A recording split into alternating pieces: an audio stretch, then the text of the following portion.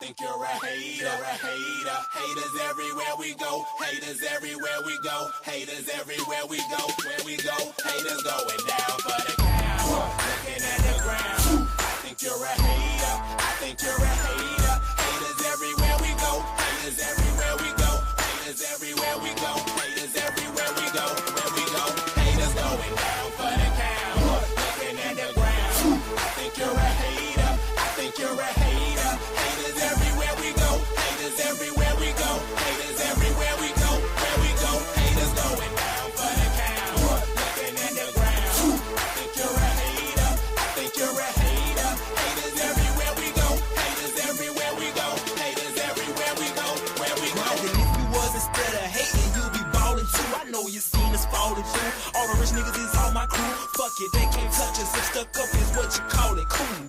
Ooh, you should've seen when I came down in that. Black on black, cause it's gator haters face down on the mat. Splat, yeah, I can make a green nigga mad. Quick, fast, flash like 10 cash on this bitch ass. You can tell I'm a G by the walk in the stands. I play the game, make me talk in the stands. Watch how you talk when you talk to the man. If it ain't about bridge, you talk to the head.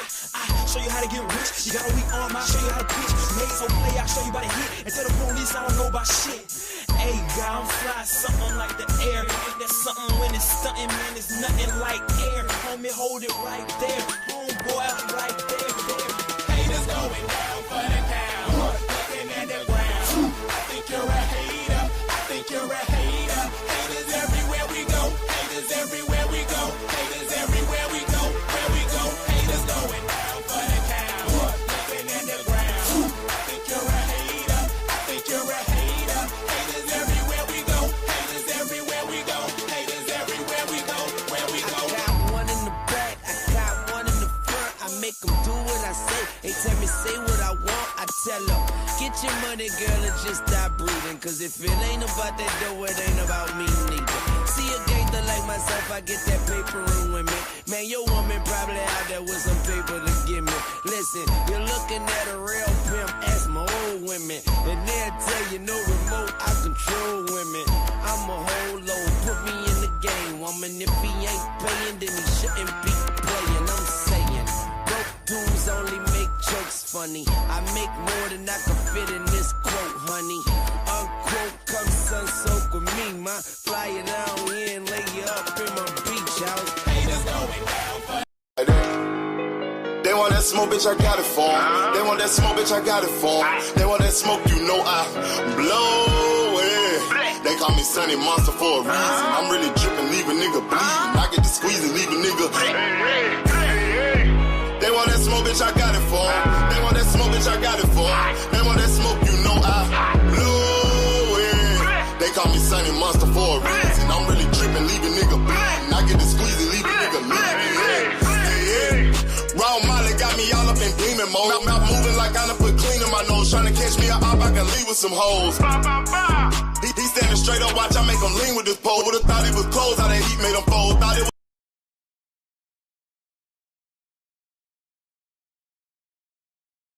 you won't think no more. His brain's gone, nigga. It be exciting when I get to strike and guns sound like thunder. Hit you like lightning. Fight for your life, we don't do no fighting. We worse than savage, they calling us Vikings. Police be riding, we still be sliding. Told you we hitters, remember the time. They want that smoke, bitch, I got it for 'em. They want that smoke, bitch, I got it for 'em. They want that smoke, you know I blow it. They call me Sunny Monster for a reason. I'm really dripping, leave a nigga bleeding. I get to squeeze and leave a nigga bleeding. They want that smoke, bitch, I got it for 'em. They want that smoke, bitch, I got it for 'em. They want that smoke, you know I blow it. They call me Sunny Monster for a reason. I'm really dripping, leave a nigga bleeding. I get to squeeze and leave a nigga bleeding. How about I leave them holding like the Bible? AR-15, that's a high-power rifle. A in the army and assassinate rivals. Break that shit down, nigga. AK or anybody kill. Hop out, get the drilling and spilling. Stay on point, C2 gon' split 'em. FN, that's for any fuck nigga. You a plug, then I'm pulling up, nigga. You my lunch, eat these bullets for dinner. 5 boy cell, eat 'em up, eat 'em up. SK, smoke killer for show. Drum rounds and cripple off straight go. I got them all, you don't know. They want that smoke, bitch, I got it for 'em. They want that smoke, bitch, I got it for 'em. They want that smoke, you know I blow it. They call me Sunny Monster for a reason. I'm really dripping,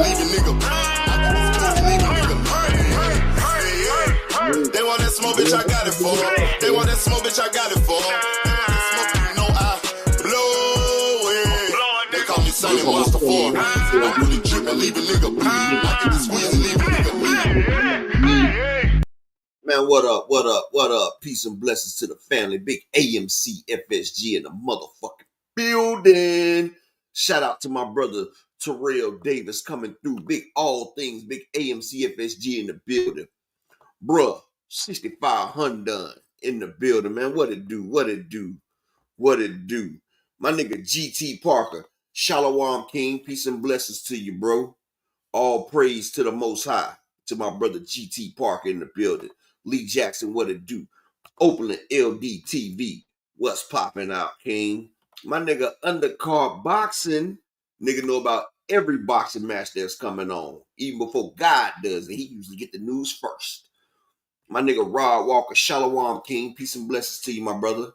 Shout out to my brother Brian the King Falcone, big AMC FSG in the fucking building. Salute, salute, salute. And Malik Taylor, salute, King, peace and blessings. And all the day one AMC FSG members with the tag. If you ain't got that big switch, let me know. Because I thought all y'all supposed to have the big switch. Circle 7, salute, my guy. You on the wrong channel, baby. We over here on the upper echelon channel, my bro. But salute, salute, bro. I'm gonna start back going live on the other channel next week.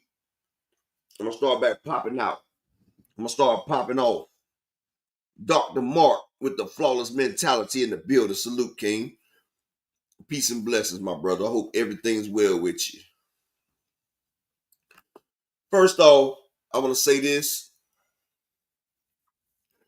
As a man, and as an all-inclusive man that's trying to include the objectivity of the sport of boxing.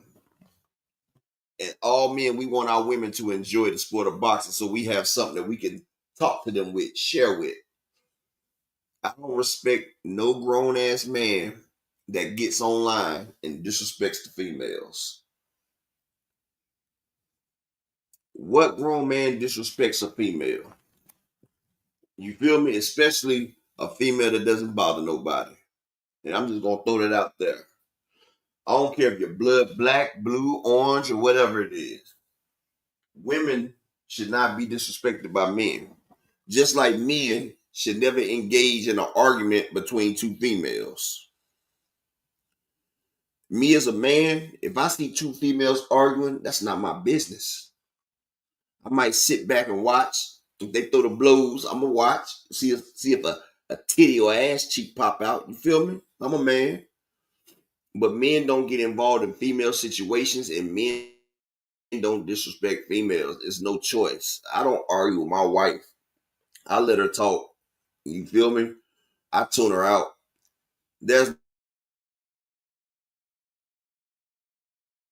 But I realize a lot of men out here have female tendencies. A lot of men out here grab their ankles, bend over, and take it up the Yahoo like female. So you shit get flown out. So I guess when niggas getting a Yahoo touched, I guess they start getting emotional like females. You feel me? When motherfuckers get flown out to the Devin Haney mansion, you know, Devin Haney done fed these niggas turkey and dressing and a little bit of ham on the side for Thanksgiving. And now these niggas right here trying to cock the whole shebang. Like, niggas are so easy, bro. Like, a nigga can fly you out and feed you, and nigga ready to die for these motherfuckers, but your wife will cook you a meal and you don't have nothing. Salute to my brother, the Mexican monster Kawhi Elliott in the building. Shout out to the beautiful queen, Miss Joette. And look, we got the Cash App and the PayPal up. Support the grind for the day. Support the real niggas in business. Yeah. And like I said, real men don't argue with females. Real men don't do it. And real men don't disrespect females. And I'm going to say this and I'm going to let it go. If any content creator has a problem with the beautiful Miss Barbara D, I have a problem with them. I say fuck you, your mama, and your family. Hope they all get spit on by a motherfucking dirty tramp. There. I said it. Take it how you want. Light skin business, salute. King, peace and blessings. And I will be at the fights starting in June. So if you feel some type of way, go ahead and get in shape. Get in shape. Ramon Seafood, salute, my brother. So get in shape. Because, nigga, I'm always in shape. Nigga get snacktastic fucking with Sosa the God. But yeah, you know, I had to shout out. And I ain't and I'm not even about to do no subliminals. I'm talking to you, Blue Blood.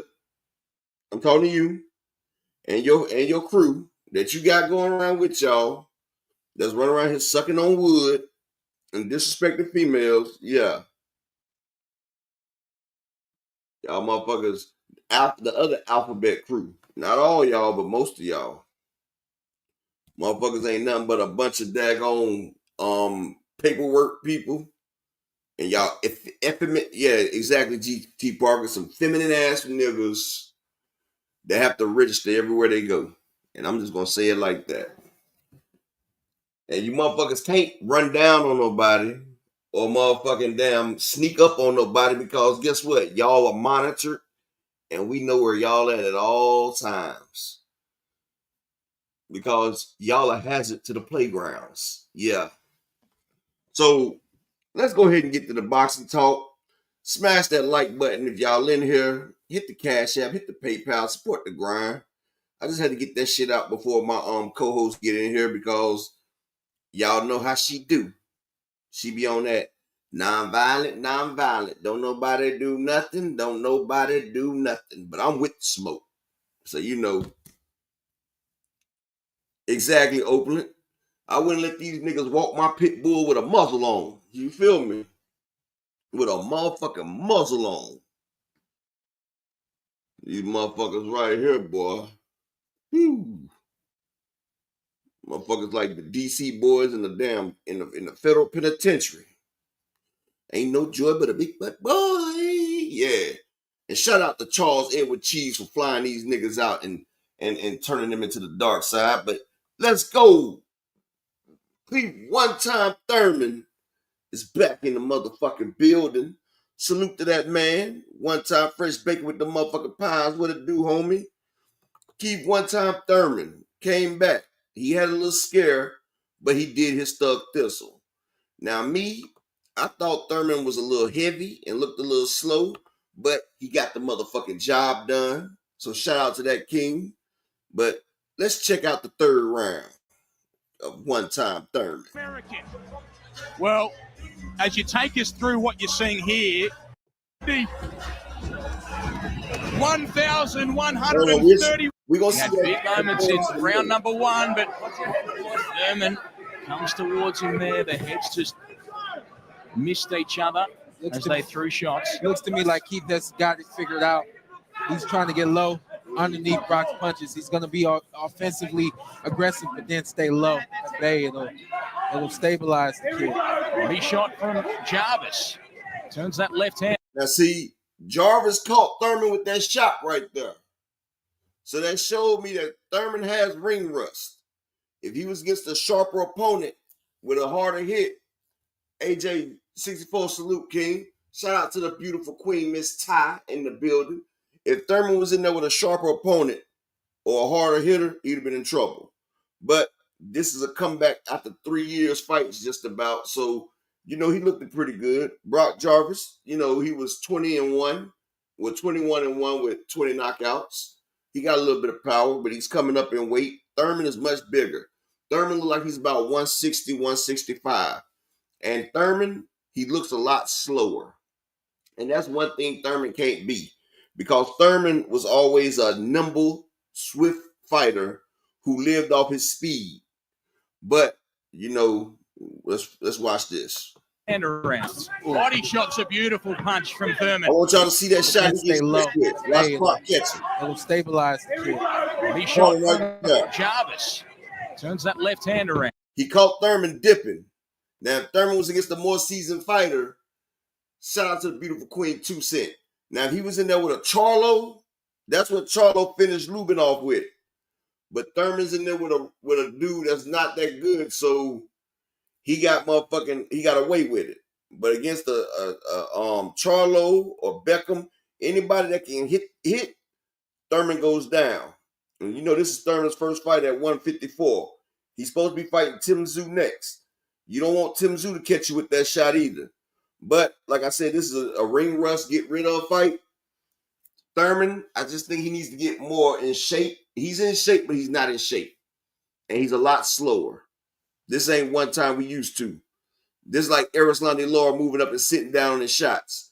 And you can see Thurman's midsection. He's a little thick right there. Pause. But, you know, he's a little thick. But watch this shot that Brock Jarvis catches him with. Brock Jarvis is catching him with a vicious shot. Now, anybody else? Yeah, Rod Walker. His calling card is power in both hands and speed. He had fast hands and fast feet. Right now, he doesn't look the same. But, you know, as boxers age, they change their styles. Like Jordan used to be a high flyer. When he got to Washington, you know, he was methodical with the damn turnaround and shit, you know. You're going to do what your body allows you to do. But all I'm just saying is he had a few holes in this game. Overall, I give him a B for the performance. But I'm just telling him he need to fix some of these holes because this shot he's about to take, shout out to the beautiful queen, Miss Barbara D. And Miss Barbara D, on behalf of real men everywhere, I'm sorry you had a bitch-ass nigga disrespect you, Miss Barbara D. Some men don't understand and respect women. They don't respect the elders of our community. And I apologize for that fact. I mean, that freaky-ass nigga right there. But don't feel bad because he's used to taking it from Charles Edward Cheese up to Yahoo. So don't feel bad. These niggas want to be females. I realize that men that argue with females, they like Kendrick said about Drake. They think they some bad bitches. That's all. Shout out to the beautiful queen, Miss Cassandra, in the building. Salute, salute. And Miss Cassandra, Thurman did his thug thistle, but he got caught with this next one. Desmond Johnson, salute. So I'm just saying Thurman need to get back in there. And Thurman, don't take 2 years for your next fight. He's trying to get low. Now watch. Underneath. Brock's gonna throw one out.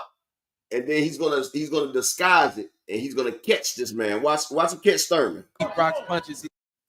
Watch. He got Thurman in the high guard, and he feints like he's about to go low, and Thurman is about to duck to the right and get caught. He's gonna be offensively aggressive, but then stay low at bay. It'll stabilize the kid. There you Shot go. from Jarvis. Turns that left hand around. Body shot's a beautiful punch from Thurman. Oh my goodness. Big right hand. Oh my goodness. I think he pissed Thurman off because then Thurman started letting that leather fly. But yeah, here we go. Here he goes. Brock Jarvis is hurt. He's already hurt now. Keith Thurman has Brock Jarvis hurt. Beautiful uppercut. Beautiful uppercut. Yeah, Miss Ty. Like the other day, that bitch ass nigga H Money, well, No Money Mob got mad at you because you asked him not to spam, and then that bitch ass nigga gonna sit there and disrespect you. One thing I say, I don't allow men to disrespect females, especially on this platform right here, because you're not gonna disrespect the queens. No. Like I say, I don't get involved in two females arguing. I feel like a man shouldn't get involved in females' dispute. And shout out to the beautiful, sexy Kendra 50 Cent. Peace and blessings. Men don't get involved in female situations. Yeah, bro, 6,500. I don't appreciate that shit right there. And all Miss Ty asked the nigga to do was stop spamming. And see, H Money, he's a fucking chameleon, which is a reptile, which is closely resembled to a snake. See, what he do, he been sitting here riding Javante Tank Davis's shaft this whole time. And that's how most of these fans do. They ride they call fair weather fans. They ride whoever's hot at the time. Like them smuts out there that be hopping from penis to penis. That's what they do. They just men. Like, they just men that do it. We call them ass cheek poppers. Because any guy that's hot, he rides that shit. And he was acting like he loved Tank Davis. As soon as Tank Davis, Lamont Rose beat him. Oh, Tank is exposed and all that. I'm like, bro, you was just gargling on Tank nuts. You was eating up dick till you hiccup. Now it's all this right there. And he had dropped like, shout out to the beautiful Ashley Corner. If y'all not subscribed to Ashley or 2 Cent, make sure y'all subscribe to them two beautiful women who knows more about boxing than 90% of these men content creators. But yeah, this nigga had dropped like damn 10 chats in the chat room just back to back to back. And the beautiful Miss Ty asked him, can you please not spam? He was like, fuck you, bitch. You must be. And I'm like, bro, where did all this hostility come from when the queen just asked you to stop spamming? She asked you to stop spamming and you just motherfucking lashed out. Like, I see men like this and I understand what the women be talking about when they say they scared to give niggas their numbers. Because they scared if they turn a nigga down about a phone number, a nigga might pull out a ratchet and try to unalive them because they said no.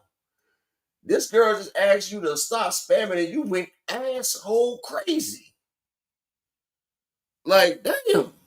And see, back in my day, I'm 43. We used to smack the shit out of niggas like that, bro. But see, this is the damn method that they got. They take the man out the home. The man either gone or locked up. So now you got a woman raising a kid. Not all women, because my mama had to raise me a little bit. But I still had men influence. But the woman that most of the time these young women are emotional and the kid is picking up on all this emotional. And when a woman gets, a lot of women, when they get mad, they react with yelling, screaming and shit. And that's the traits that these young men have taken on, and they don't have a father there to help them be more stoic, a father to help them control their emotions. So they lash out. And this is what happens. They lash out like this. And they think it's acceptable and okay to sit here and box with a woman, fight with a woman, disrespect women. This is what's crazy. And this is what I'm saying. Like, niggas, I feel sorry for women because if a woman tell a nigga no, they might get unalive from these niggas, dog. Like, these niggas are that emotional. Like, a woman asks you to stop spamming, you done drop 10 chats in the chat room. Talking all crazy, and the next thing you know, motherfucker get crazy. These women survive. It's called surviving these new generation niggas. That's what I said, Miss Drakeford. Like, my wife told me that a nigga pressed her for the number, and I said, give him my number. But I said, if you out in public and you got the kids and I'm not around, give that nigga your number. I don't care, baby. I may have a reputation. Niggas may know me, but I'm not there with you. Give that nigga your motherfucking number. Because I hate for a nigga to unalive you because you don't give him your number. You can always block the nigga afterwards. But yeah, get that nigga your number. Because I've seen when a dude sat there and asked the girl for his number. It was a nigga in my hood that did that shit. His name was Lil School. We ran a nigga out the hood. It was some fuck shit. The girl was like, nah. He like, well, fuck you then, bitch. And then spit on the girl. I'm like, nigga. Like, man, he been slapped the damn bullshit out that nigga like, nigga, that's somebody's sister, cousin, mother, daughter. No, we not about to think that shit's cool. And it's not cool for you to sit there and let the shit go down. Because not saying nothing about it or not doing something is just as bad as doing the shit in my book. But let's continue with Keith Thurman and this beautiful uppercut that he landed on that nigga. Keith Thurman let the bells ring. It makes you smack that Cash App and that PayPal and support the grind. Shout out to my brother Planet 619 in the building. Salute.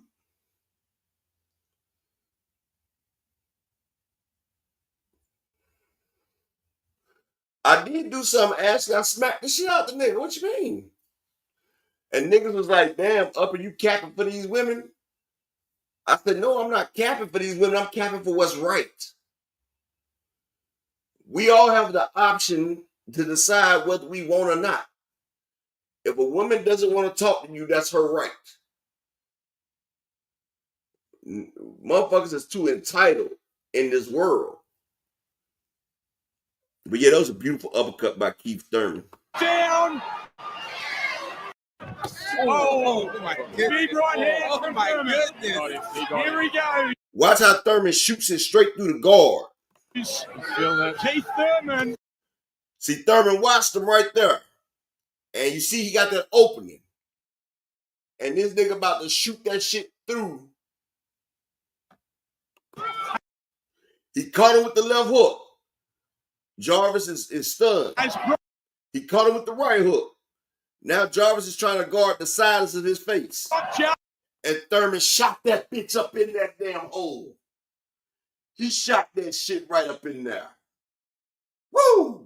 Did you see it? Soryukin. He set him up with the right, the left, then a Soryukin. Lights out. Down. And is he out? What a moment from the former champion. No. Ref should have stopped it. That man just took a Soryukin. So now he's out on his feet. But the ref about to let him get a little bit more. Jarvis digs deep, gets to his feet, but Thurman is poised. And Thurman, here he go with the haymaker. Boom, and landed. Boom, he tried to catch him with another uppercut. And boom, a solid left hook. Wide open. Here it's over. One time, he caught him with a solid left hook. Solid left hook. That was this morning, ABC. That was about 6-7 hours ago. Solid uppercut. It's over. And Keith Thurman, welcome back, my guy. Even though you looked a lot slower. But like I said, this is your first fight back. It was a good showing, young Keith Thurman. Now do your dance, young nigga. Do your dance. Oh, my goodness. Game over. Oh! It's like he never left. It's Thurman the Great. We back. Do your dance. And he celebrates in style in Sydney. Go Thurman. 1,131 days away. But he's back with a bang. A brutal statement performance from the American. Well, as you take us through what you... He started it with the body shot, you see? He started with the body shot. Thing here, we know one thing for sure, he's still got it. Look at it. He just landed that one shot, and it was basically a punching bag. Overhands, and then that's it. Finished up with a nice uppercut. He got up to Jarvis, but he was sent down. Watch the left hook. A nice overhand right. I think that's really what started it all off. The uppercut right here. Boom, this one. Ooh. Oh, my goodness. Right. Oh, my goodness. Now watch him closing with the left hook. Boom. Here it is. Such accuracy. It don't get no better than that right there. And if there were any question marks about those skills, and that's it. Shout out to Keith Thurman for coming back and holding down the block. Shout out Keith Thurman, like he never left. And like I said, that was a great showing, especially from a man coming back over almost 3 years out the ring. People forget Keith Thurman has been out that ring almost 3 years. Now, yeah, bruh 6,500. Yeah. And the fucked up shit about it, right? Keith Thurman was motherfucking, one thing about Keith Thurman, right? He was fighting a guy that had one loss and over 20 knockouts. So the guy he fighting was not a bad guy. You feel me? Like, he was fighting a nigga that was real. So, you know, it was a good bounce back fight.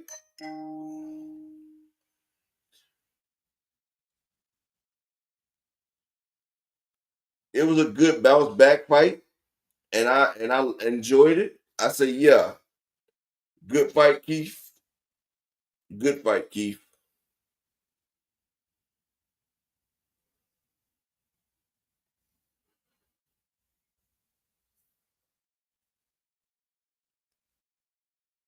So yeah, that was great.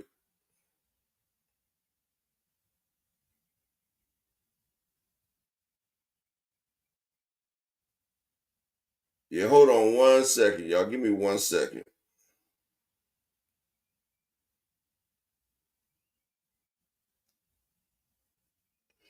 Give me 1 second. I think I done fucked some shit up.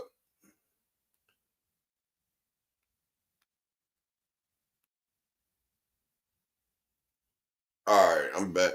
Yeah, Keith Thurman has he knocked him out in the third round, Miss Ashley. That was the third round. That was a third round stoppage. Yeah, he beat the shit out of that nigga. It started off pretty good. Brock caught Keith with a few shots. But you know, Keith got into the swing of things. Y'all gotta realize Keith Thurman has been out the ring for a minute. He has been out the ring for a nice little minute. Almost 3 years.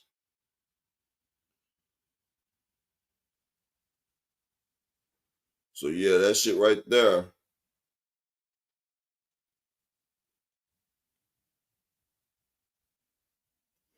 So yeah, welcome back, Keith Thurman. Now we're gonna see what Tim Tszyu looks like after his welcome back fight, because we do remember Kim Tszyu has just got the shit beat out of him by Baccarat.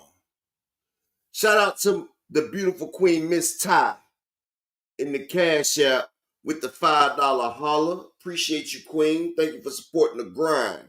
Shout out to my brother Kawhi Elliott with the One Piece No Biscuit in the Cash App. Yeah.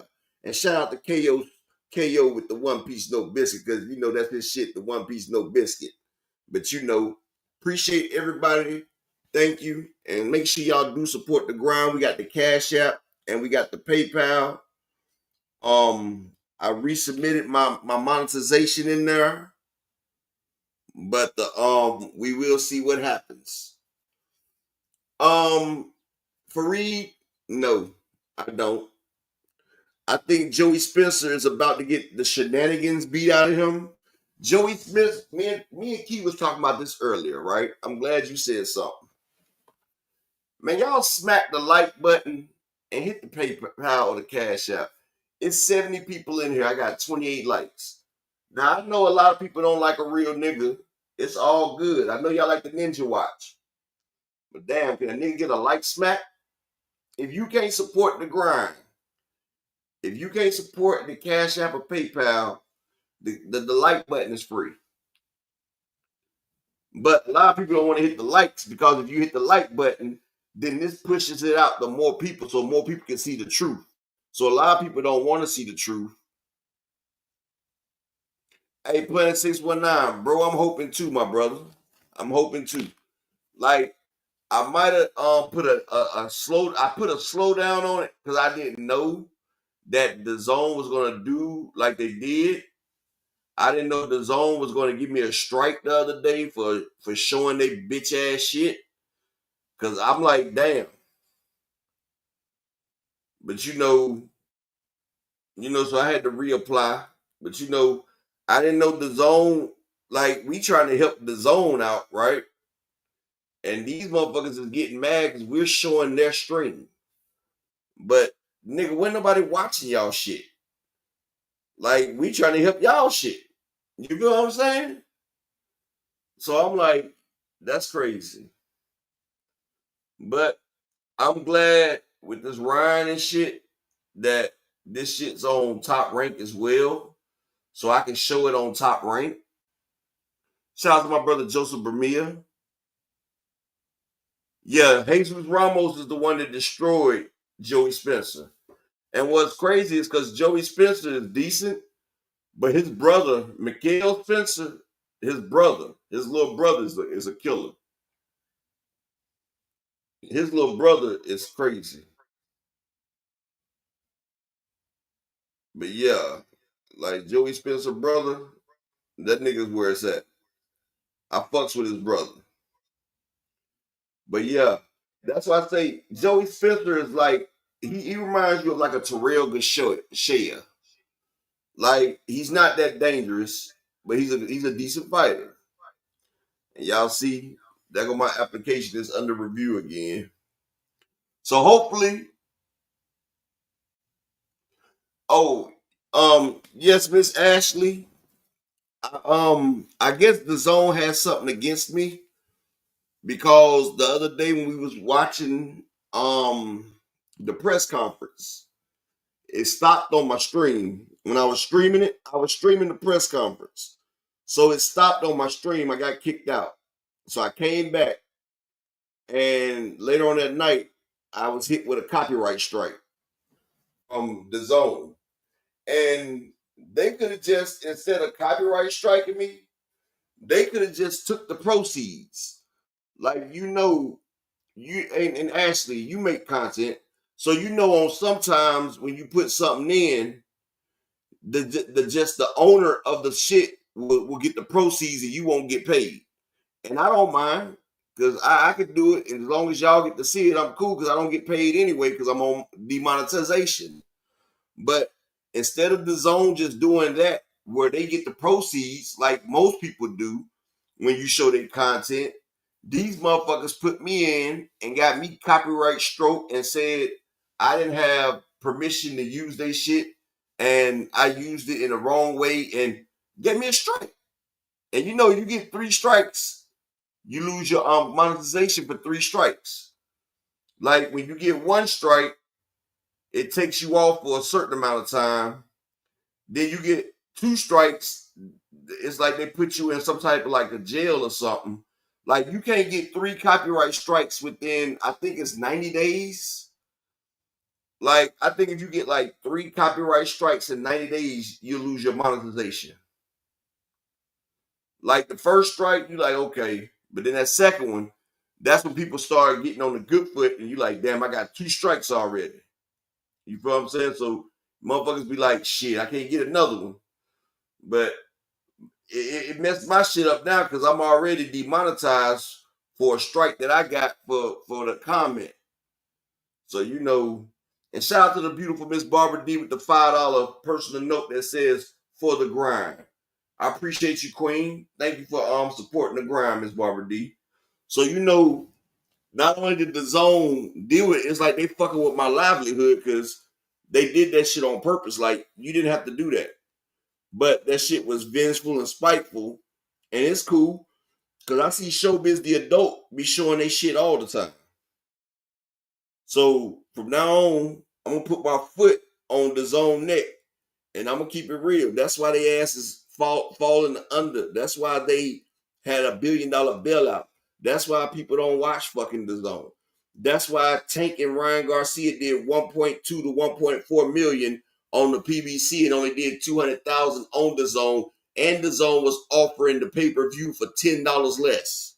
That shows you that the quality ain't shit on the zone. But it's all good. It's all good. It's all good.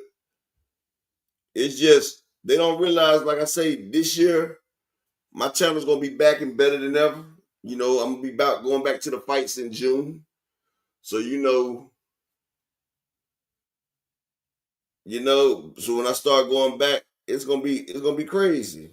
You feel me? But when that shit happens, I'm gonna be shitting on their ass even more. Even more. But another thing to say, right? Shout out, and I'm gonna say this now. Hold on 1 second. So let me get this straight right here. Usually, I think this nigga's always capping, right? But shout out to Showtime, Sean Porter. Yes. Showtime, Sean Porter, right? And the funny thing about this is everybody is talking about the interview that Sean Porter did. Shakur Stevenson and Tank Davis, right? He said that Shakur Stevenson reminds him of an old Floyd Mayweather.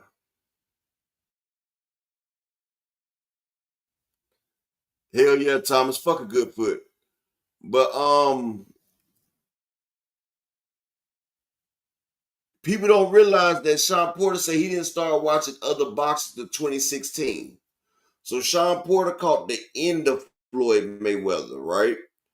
He didn't get to see Pretty Boy Floyd when Pretty Boy Floyd fought people like Diego Corrales, people like Sugar Shane Mosley or Zab Judah.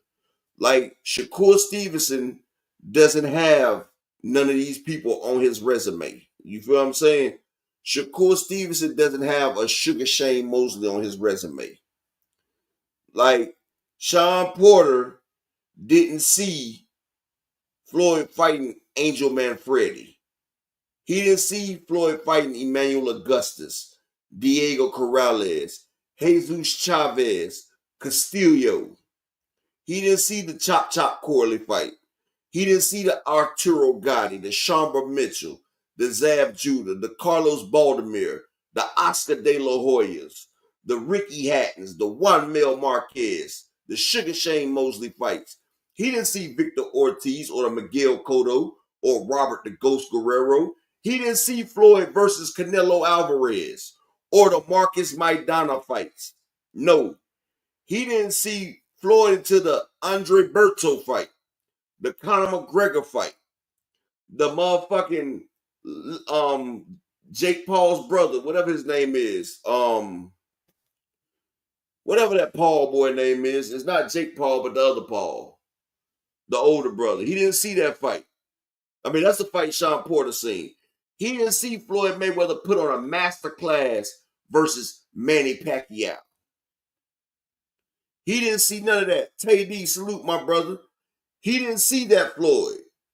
He saw Floyd when, like he said, he didn't see Floyd in 2016. So he saw the Logan Paul. Yeah, thank you, brother Huey. He saw Logan Paul and shit like that. Andre Berto. So yeah, Shakur is nothing like that Floyd. But what they keep taking that about what Sean Porter said about Shakur. But they don't tell you the whole thing. Sean Porter also told you when they asked him who was the best at 135, he said Tank Davis. He said Tank Davis is the best fighter at 135. He said Tank Davis is the most consistent fighter at 135. He said Tank Davis is the best and the most consistent. He said Tank Davis is boxing.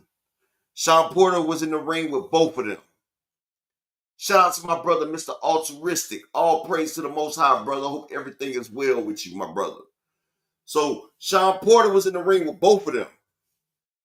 Tank put hands and feet on Sean Porter, not Shakur.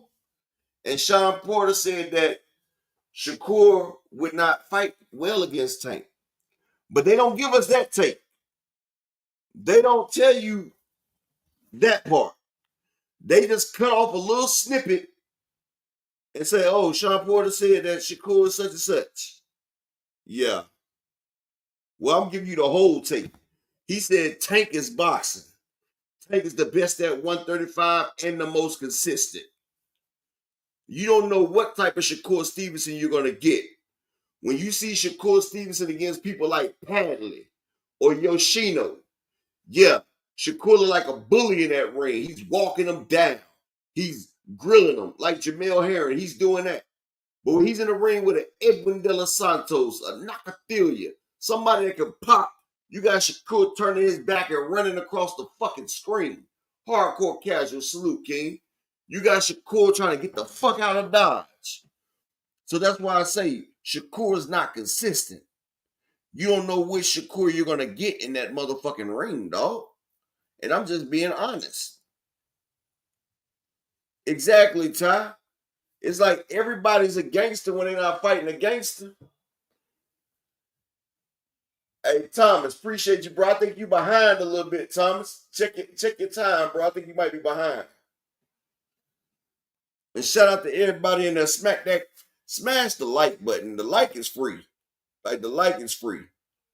You ain't got to pay nothing to smack the like button. And I appreciate everybody for smacking the like button. My man Greenville and Mike, you on the wrong channel, bro. So you know. Hey, Ashley, you'll never be bullied over here, Ashley. You got a big gun over here. That's why I be trying to give the queens big guns over here. Because I know how men do. I know how men do in the chat rooms. So I try to get the women's the big guns over here so they can motherfucking handle their business. You feel me? So yeah, I make sure all the women has that extendo with the switch on it. And yeah, smack the like button. And if you can, hey, throw a little bit on the channel. Support the grind. You can support by PayPal or Cash App. All proceeds go to the channel owner. And he appreciates everything that you does. He really does. And I can tell you how I know because I am him. And I appreciate everything people do. So yeah. So Tim Zoo's about to go against Joey Spencer, right? That should be a walk in the park for Tim Zoo. But we don't know what Tim Zoo's gonna look like after that Murtazalia fight. That Murtazalia fight was vicious. I'm not gonna lie. Murtazalia put hands, feet, ass, sinks, cars, bumpers. He put everything on Tim Zoo ass. He put lions, tigers, and bears. Tim thought he was really at the zoo. He thought he was locked in the cage with a wild animal at the zoo the way he was getting hit up. And Greenville, I hope everything good with you, bro. But this is what's crazy. And this just in. I don't want to make it seem like I'm just saying anything, but word on the streets is that Carlos Adames has not been paid for his February 22 fight on the Reha season card. Carlos Adames allegedly has not been paid for fighting on Reha season. But this is the man that's giving people their biggest bags. But it's been said that Carlos Adames has not been paid yet.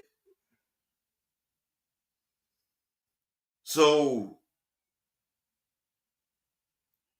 that's crazy. And shout out to Ryan Garcia. Shout out to the truth. Salute, Queen.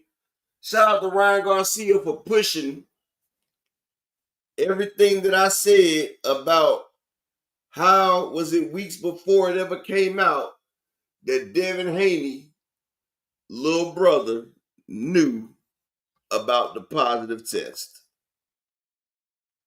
And this is what I've been telling y'all since day one.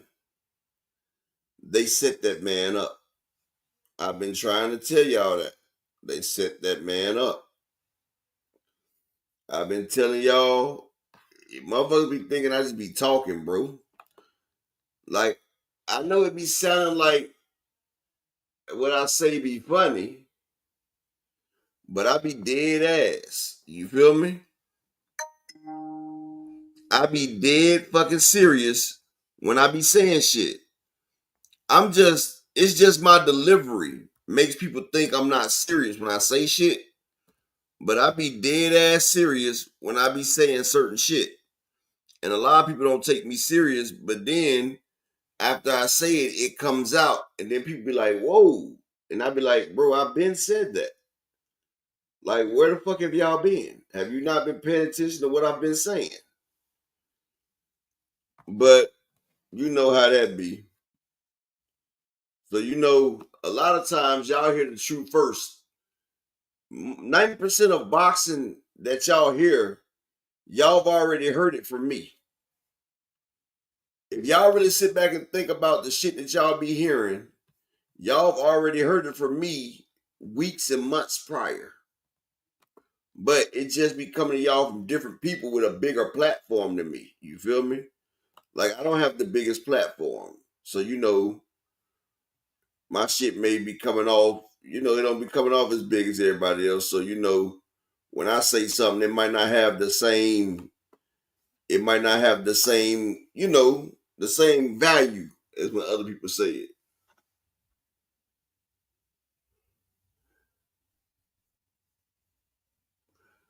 Ashley said, when I say funny shit, you don't laugh at your own jokes, so people don't know when you're being serious, Upper. Exactly, Ashley. And the reason why I don't laugh at my jokes, Ashley, because I don't be joking. It be funny, but I be dead serious. You feel me? I be dead serious when I say shit, and that's why I say people be thinking I be joking, but I be motherfucking serious. But shout out to Ryan Garcia. If you watched me, Ryan, I've been put this out there. But here go Ryan right here. Excuses. I just don't know how. You know, you see what happened, but it's okay. Wins and losses is what makes us bosses. You know, we did everything right in training camp, no excuses. I just don't know how Ryan did everything wrong and won, but like I said, no excuses. All glory be to Allah. But something crazy though is I was on the prayer mat today, and Allah was just telling me He's going to test positive for his drug test. Keeps going in my brain, and I'm like, no excuses. I mean, everything happens for a reason. And he should keep saying he's going to test positive for his drug test. He's going to test positive for his drug test. Yeah, but we'll see what happens. Like I said, all glory be to Allah. There's none worthy of worship but Allah. You know, you see what happened, but it's okay. Sounds like he done got in his dad's booger supply. Just saying. But I've been said this right here. You feel me? I have been said this shit right here. But now,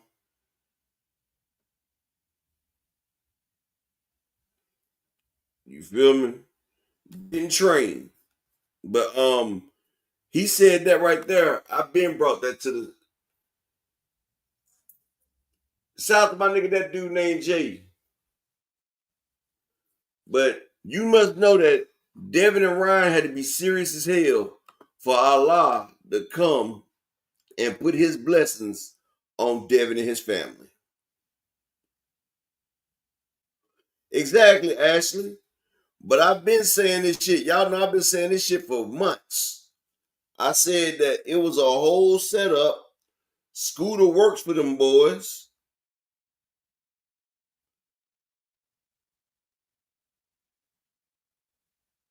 Yeah, Scooter works for them boys. And they made the play. Like, it started with Zab Judah, and they worked the whole play on that nigga, dog. Zab Judah sent Scooter, and they all did the bullshit. And Ryan was a victim of his own success. Hey, that dude named Dave. Not only is Allah talking to people, he's talking to 16-year-old boys that's getting online. You don't even see them motherfuckers that's blowing up talking to Allah. They just say he works in mysterious ways. But Devin and his family are so special. They are the chosen ones. That's why they call them the dream. Meek Mills is the dream chaser, but Devin is the dream holder. He is the anointed one. Mahalo. Alhamdulillah. It's Devon. Yes. So they come down and they personally bless Devin. If Allah was going to help him, he would have gave Devin a sturdier chin and tell him to keep his hands up. If he came and told you all that, then Allah should have told you to tell Devin to keep his right hand at home. If he could tell you all that, he could have told Devin, look, watch for the hook. Like Cool Breeze. You better listen to your corner and watch for the hook.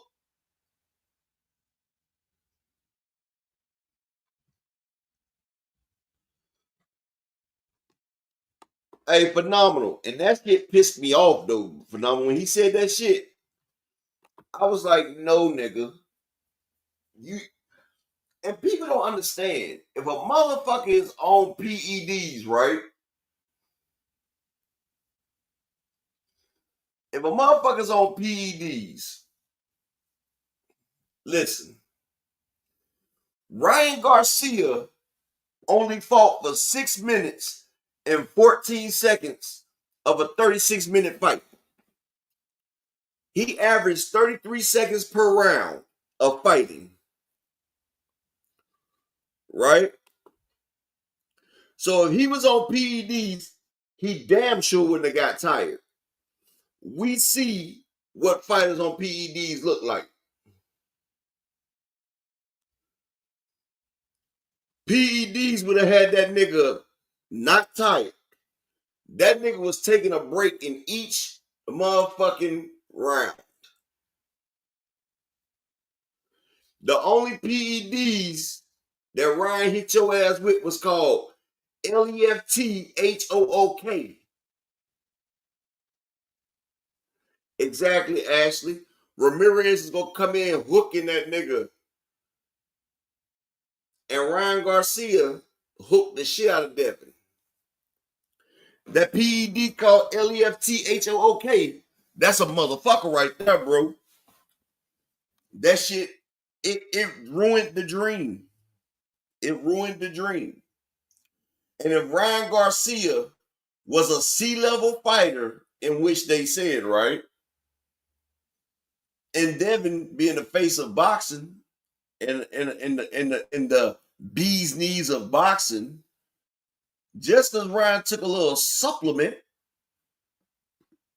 Devin's skills should have outclassed a C-class fighter.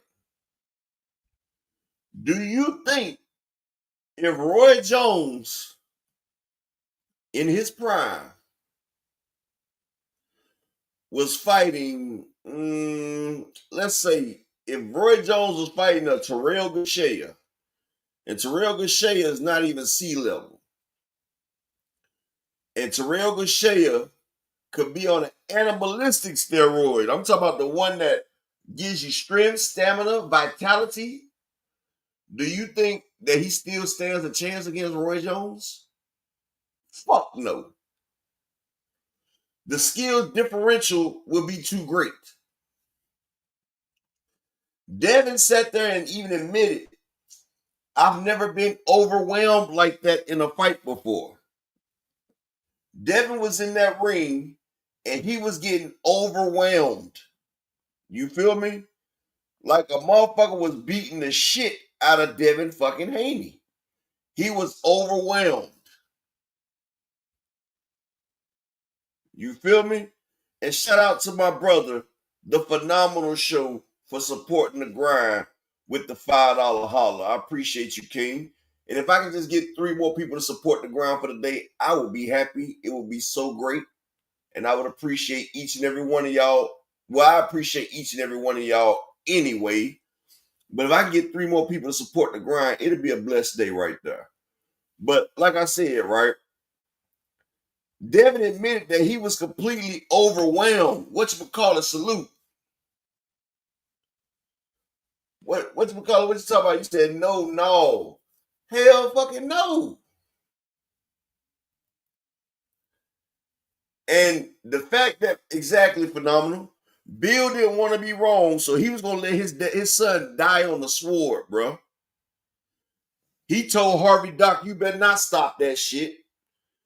He said if Devin can't win, if he dies, he dies. Bill was on his motherfucking Ivan Drago shit, bro. Bill made sure he was on his Ivan Drago shit. Exactly, Oakland. Allah works in mysterious ways. So Allah wanted Devin to be a star, but he had to humble Devin first. So he sent Ryan in the ring to humble Devin. I'm gonna tell y'all how Allah works for them. Daryl Thurman, salute. Allah knows all things. Allah humbled Devin with the ass whooping, but then Allah showed his grace and mercy by telling Devin Ryan was dirty. So we're going to get your fight overturned. And Allah sent his prophet, Devin's brother, to break the news. And so Devin got his fight overturned. And Allah made Devin infamous, so he had more people watching. So he turned him into a snitch that everybody is talking shit to. So now he put Devin in a place where he's back low again so he can regain his hunger. Because he said Devin didn't have the fire and the hunger again. So he started Devin back over so Devin can enjoy his rise to greatness again. So now Allah blessed him with a fight against Ramirez on the fight card of two people that Gervonta Tank Davis stopped. So now Devin has the chance to be in the second fiddle to a undercard. So now when Devin comes back and fights Ryan again, Allah is going to miraculously lift him above Ryan and make him a bigger star than what he was before. This is all the will of Allah, according to Bill Haney scriptures. That is the will. So he brought Devin down to bring him back up higher than ever before. Don't mess with Texas. Salute, King. That is the will. To bring you down, to build you up. That's what's going to happen. So now, Devin and Ryan's fight is going to do over 500K pay-per-views, which I believe is going to do that much. And Devin's chin is going to break Ryan's left hook. Ryan's going to break his left hook on Devin Haney's chin because he's going to catch him so much. And he's going to break Ryan's left hand, and he's going to headbutt Ryan's right hand. And yes, Devin Haney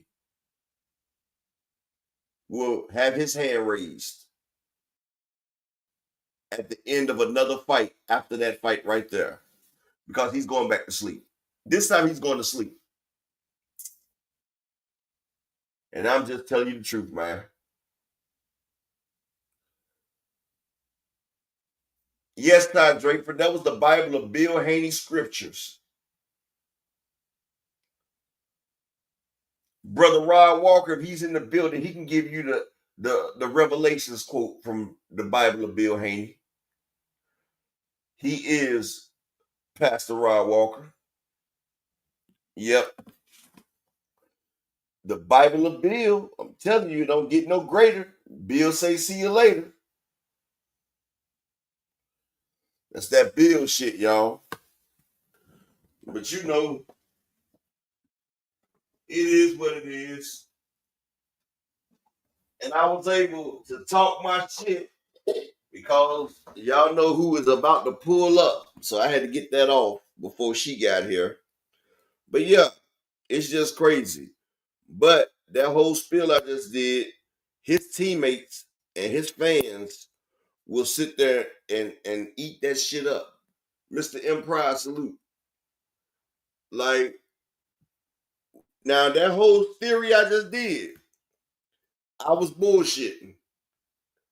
Now watch one of these pages come back and use them talking points I was just bullshitting about as real doctrine. They're going to be like Joseph Smith starting the Mormons off of what the fuck I just said. Yep. Dr. Mark say Ramirez is going to stop that man.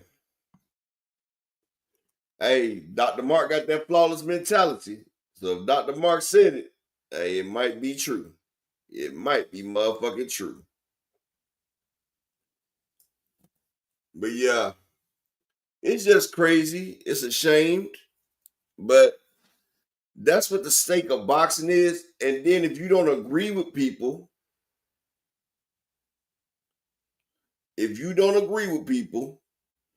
then they want to sit there and put you down. They want to talk about how you don't know shit and how you riding, but these motherfuckers got a cape and everything. Hell, look at that 60-year-old motherfucker freaking fire in here. That motherfucker go harder for Devin than his motherfucking wife on a pill. Yes, sir. Thou should not disrespect the Haneys when Frequent is around.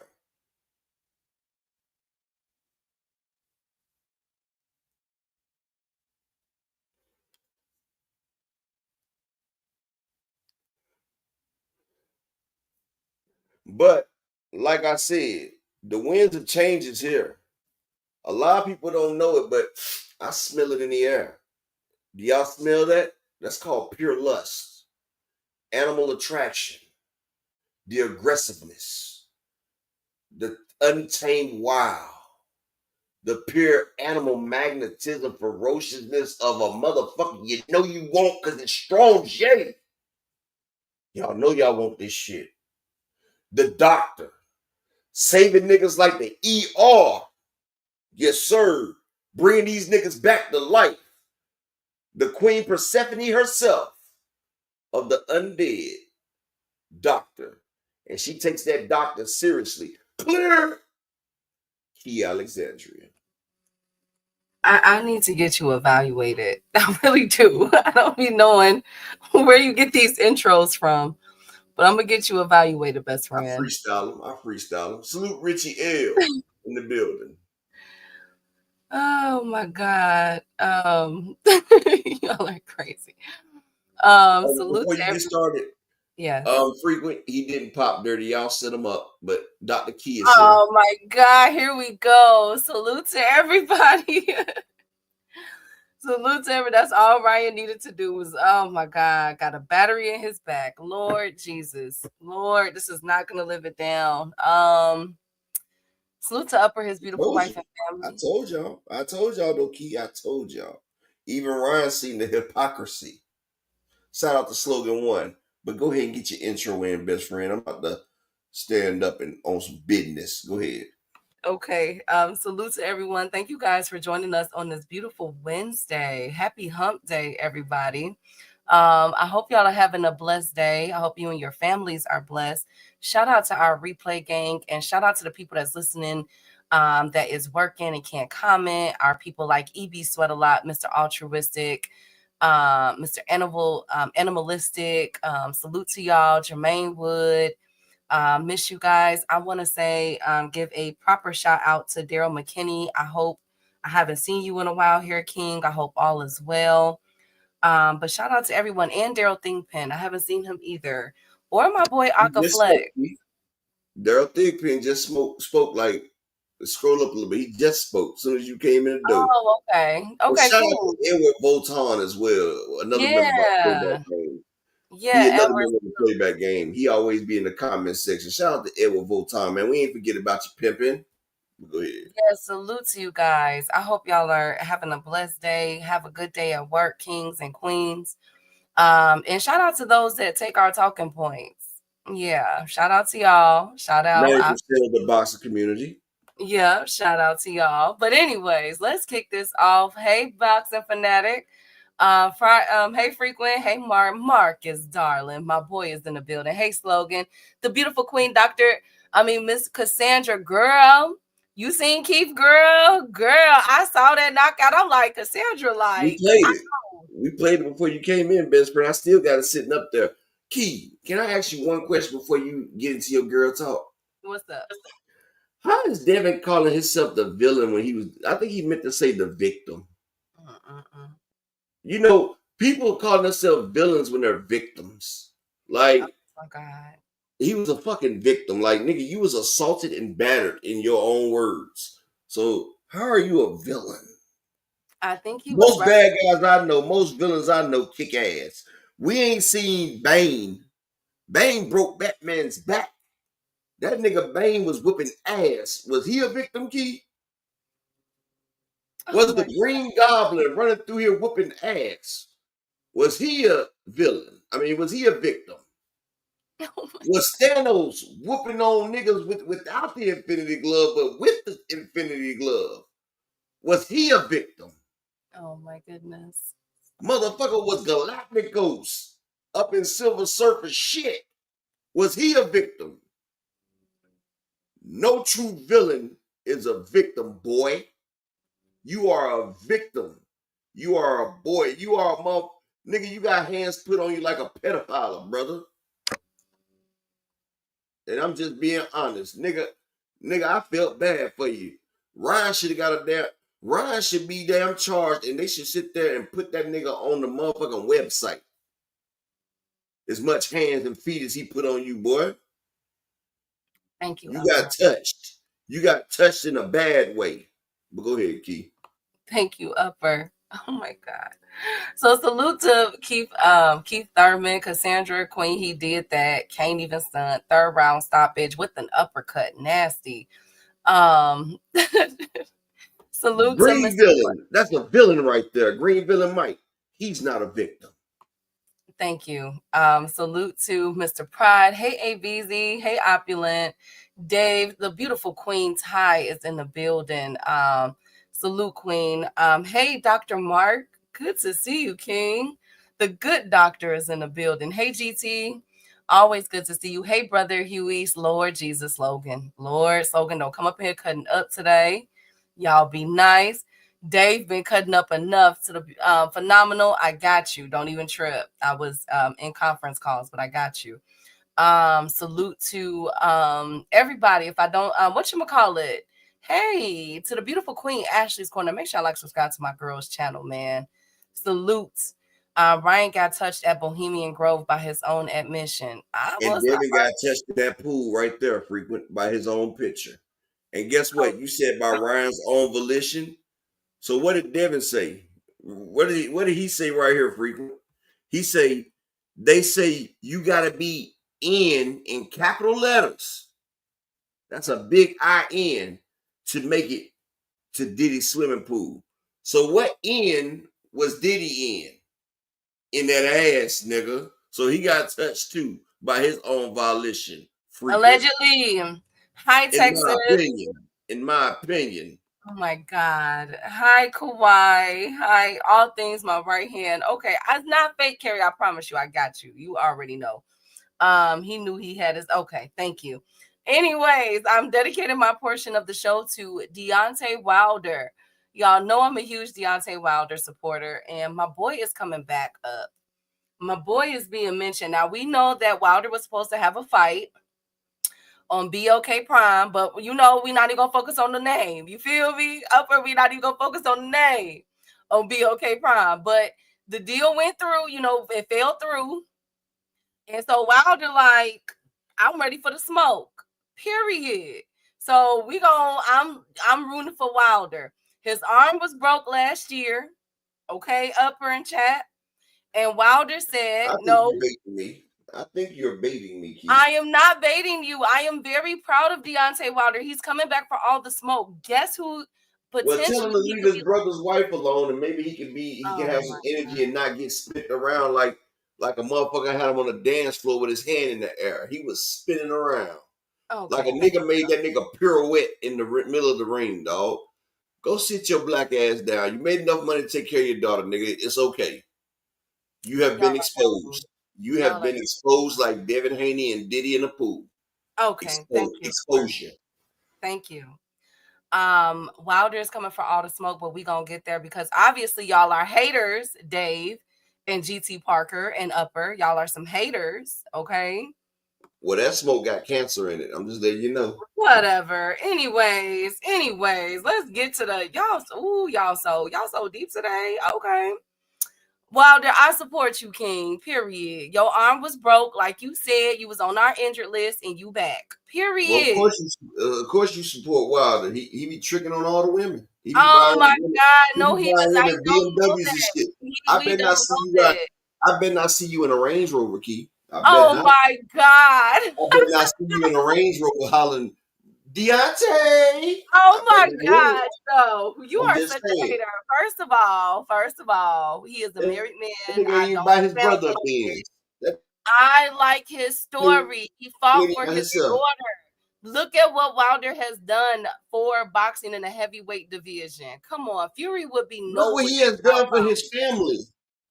Look what he's done for his brother. You guys are such. Look what he did to his brother's wife.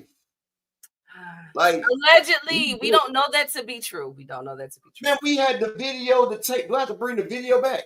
No. We even have it on voice message. You guys are haters. Right there. That man was, and then that's why old girl took him down through there. You know, and then he ended up marrying a snake, and she took him down through there. Thank you, Upper. You guys are just so haters. Hey, come on. He said, "You're just trying to get that Range Rover. I know you best no, friend. I want that motherfucking Range. I want to see I want to see one of my faves make it in boxing. I'm not finna act like, you know what I'm saying? Like the Wilder is just nothing now. I'm not doing that one. Okay, y'all see me root for what was dude name Upper who just retired? What was his name? Gosh, I forget, but I root for my fighters. Y'all know that. I don't switch sides like a lot of these people. I don't. Thank you, GT Parker. Hey, Green Villain. He messed over his bro. We're not gonna act like Wilder's been doing something lately. That man is all he has been doing now is being a punchline, and he's been eating fists. He's been eating more motherfucking rights. That nigga been eating more rights than Devin Lefts. Thank you, Upper. Thank you so much. Thank you guys so much, Lord. To kick off the housekeeping boxing news, I got you, Kamal. He says that. And support the Cash App or the PayPal. We need 3 more people to support the grind. 3 more people to support the grind. That nigga looked worse than J-Rock out there. I'm talking about Big Bang hit that nigga with the big. Yes. That nigga hit. That nigga hit Big Bang with the Big Bang hit that nigga with the Big Bang. And it's crazy because motherfuckers used to be scared of Wilder. Wilder name used to be synonymous with fear. Now motherfuckers say Wilder, motherfuckers be like, yep, time to get this easy payday. They send a girl to his room before the fight, and then he come out there and get his ass whooped. Thank you. Thank you so much. Well, that's why he's getting it back in smoke. And we're not going to be upset when I announce these opponents that are lined up for him. All right, read the ABC. Salute with a that spin around ish will go down as one of the boxing's most notorious KOs. Meme that with the Jordan face. Thank you, ABZ. Thank you guys so much. Jared, yes, thank you. He retired, and y'all know I was rooting for him. Salute to Brian, the king of the chat. Big Dre, salute, King. Good to see you. Now let's get to this housekeeping before we get to Wilder, since y'all want to hate so bad. Jesus Ramos is back for all the smoke. He'll be fighting on March 22nd, Upper, but he has a new opponent. He is fighting. He's going to be on a Fundura undercard. As we all know, Ramos. Man, that's a pretty quick turnaround, ain't it? Very much so. He just fought on the Funduras. On the David Morrell and Benavidez undercard. Is he still trying to fight at 154? Yes, it's at 154. He's dumb ass nigga. He was supposed to fight Kevin Salgado, but now he is going to fight Guido Emmanuel Schramm. For the he's fighting Guido Schramm? Yes, Guido Schramm. So shout out to Jesus Ramos. That's a hell of a turnaround. Very proud of you. He wants all the smoke. He's trying to get ready. Because like I told y'all, it's a 154 tournament coming this summer hosted by the PBC. So shout out to Jesus Ramos getting it back out there. Okay. Next up on the housekeeping, y'all such haters. Oh, y'all such haters. Next up on the housekeeping, Kid Austin is returning. Now, as we all know, Kid Austin had he was we don't know what it is now, Upper. Was he drugged? Was he stage fright? No, I think something happened. I ain't gonna lie. I think I don't know, y'all. Something with that whole situation with Kid Austin and everything. Something is not right with this whole. I stand on it. So I don't know, but Upper think it's stage fright because Upper is a hater as usual. But Kid Austin is making his return. And you know something? I'm the biggest hater. I hate the way that they lie, the way that they box, the way that they get knocked out. I hate the way that Wilder hits his brother's ex.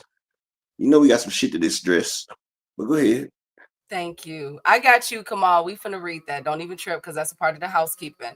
Kid Austin is making his return in either the end of this month or April. I'm waiting for the announcement of his fight, but it is said that Kid Austin is feeling better upper from being hospitalized in Saudi Arabia and, returning to America. As we all know, there is legal situations going on between that whole, between that whole event that occurred between Kid Austin, Shakur Stevenson, and whatever. I don't even want to speculate, but Kid Austin Sr. is acting he's a pastor. He's wishing everyone well. He is doing yoga now, upper, and meditating and praying more. And this whole event that happened and occurred with his son, Kid Austin Jr., has changed his perspective on things. So I just want to get you guys prepared. Kid Austin will be fighting in the next upcoming weeks. Okay. Thank you, GT Parker. Next up is what Kamal Oz. Salute to my news person, Kamal Oz. Him and Dubois got food poisoning. So no. So it was some type of poisoning, but Dubois had flu-like symptoms. That's what they said. They said he had an ear infection, he had respiratory breathing problems, and that the doctor that was on staff encouraged him that, if you get into that fight, you are not going to be 100%. You're going to stop. So Dubois decided to not go on with that fight. However, Kid Austin, we saw video footage of him actually in a hospital bed. And if you guys recall, Madrimov said that he had the flu. And we also have another patient that is out there that is a boxer that is sick. So it's really technically four people that was sick in Saudi Arabia. Okay. We know of two, we know of three. I'm just missing the last person. Now, next up is what Kamal is talking about. Shakur Stevenson upper wants $200 million. I don't even feel like hearing y'all today. To fight Keyshawn Davis. He said in a tweet that it's going to take that amount for him to get in there with his brother because he looks at Keyshawn Davis as his brother. I think that sounds like a price out because nowhere in heck, if Benavidez could not tempt Canelo with a $50 million deal, allegedly, that's what Benavidez said he came to Canelo with. What makes you think $200 million Turkey and Eddie Hearn is going to come up a piece? I don't even think that's in Bob Arum's budget, $200 million. What do you guys have to say? Salute to the beautiful queen, Miss Joette. Austin No, I try to because they get on me. They want me to call him something else. I'm not trying to. Okay, get all that after. Okay, it's already trying to price himself out of the tank fight. Dude is delusional. Ooh, that's a tough one. Hey Kawhi. Somebody stole his boxing gloves. Okay, well, okay. Thank you, Kawhi. Hey Picasso. So this is what I think. I think that we're not getting Shakur Stevenson versus Keyshawn Davis. And here's why. The main reason is that these two know each other. Okay. I get it. They was in the trenches and everything else. I understand that and I respect it. But at the same time, those two gentlemen have been in the ring with each other. That is a chess move. And I get them. Upper, if I've been sparring with you for umpteen years already, why would we fight? Well, Wilder and Helenius did it, but the only way Shakur was trying to do it with Devin. He been sparring with Devin all them years, and he was trying to take Devin's spot. But some people got morals, some people don't. Some people trying to trick the boxing game, and some people won't. But one thing about it, the money that they asking for, I wouldn't even give them motherfuckers $3 million a piece. Nigga, y'all ain't gonna sell. So I don't know who the hell inflated their ego. Well, he requested $200 million. GT Parker says boxing has definitely turned into as the world turns. And Key, please tell me he was joking. I hope he wasn't serious. Like $200 million, he hasn't even made a fourth of that his whole entire career. He wouldn't get $200 million versus a Tank Davis. He's serious. So That's what I'm saying. Delusion, Keith. Like, nigga, you wouldn't even make more than 20 versus Tank, and that's your biggest fight. So how the hell is two nobodies that's never been on pay-per-view asking for 200 million? You and Keyshawn have not did not one pay-per-view yet between the both of y'all. And that's the shit I'm saying. And people are hyping this dumb shit.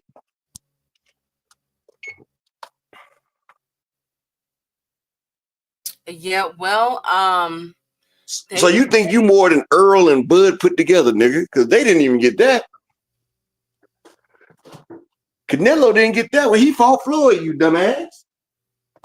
Floyd didn't get that for beating Canelo. He only made 187 million off of 2 million pay-per-view buys versus Canelo. Floyd made 187 million dollars versus Canelo, and he did over 2 million pay-per-view buys and like a $20 million gate. And that only came to Floyd making 187 and Canelo getting 5 million. Like the shit that these niggas say, unless he try to pop it over for Diddy on a regular basis. Absolutely. So, okay. First of all, I'm not gonna disregard that Diddy comment upper. Absolutely, like you said, best friend. No. Absolutely, he got to pop it for Diddy to get that type of break. Good job. No, not like that. But I do want to say, that the WBC, as far as it goes with Shakur Stevenson, just to give you guys, as we know, Keyshawn is the WBO. But like I told y'all before, a couple days ago, Abdullah Mason is still number 7. Okay, he's creeping up there, and the only one that's standing 10 toes down with the whole "you're not my brother" comment is Abdullah Mason. But Abdullah might have some eyes on him because Turkey, aka Jive Turkey, in the words of the General Cal Coolidge, has Turkey all that shit. Thank you, Upper. I don't know what to do with y'all today. Turkey would like for Abdullah Mason. Basically, he got his eyes on Abdullah, Upper. He got his eyes on Abdullah.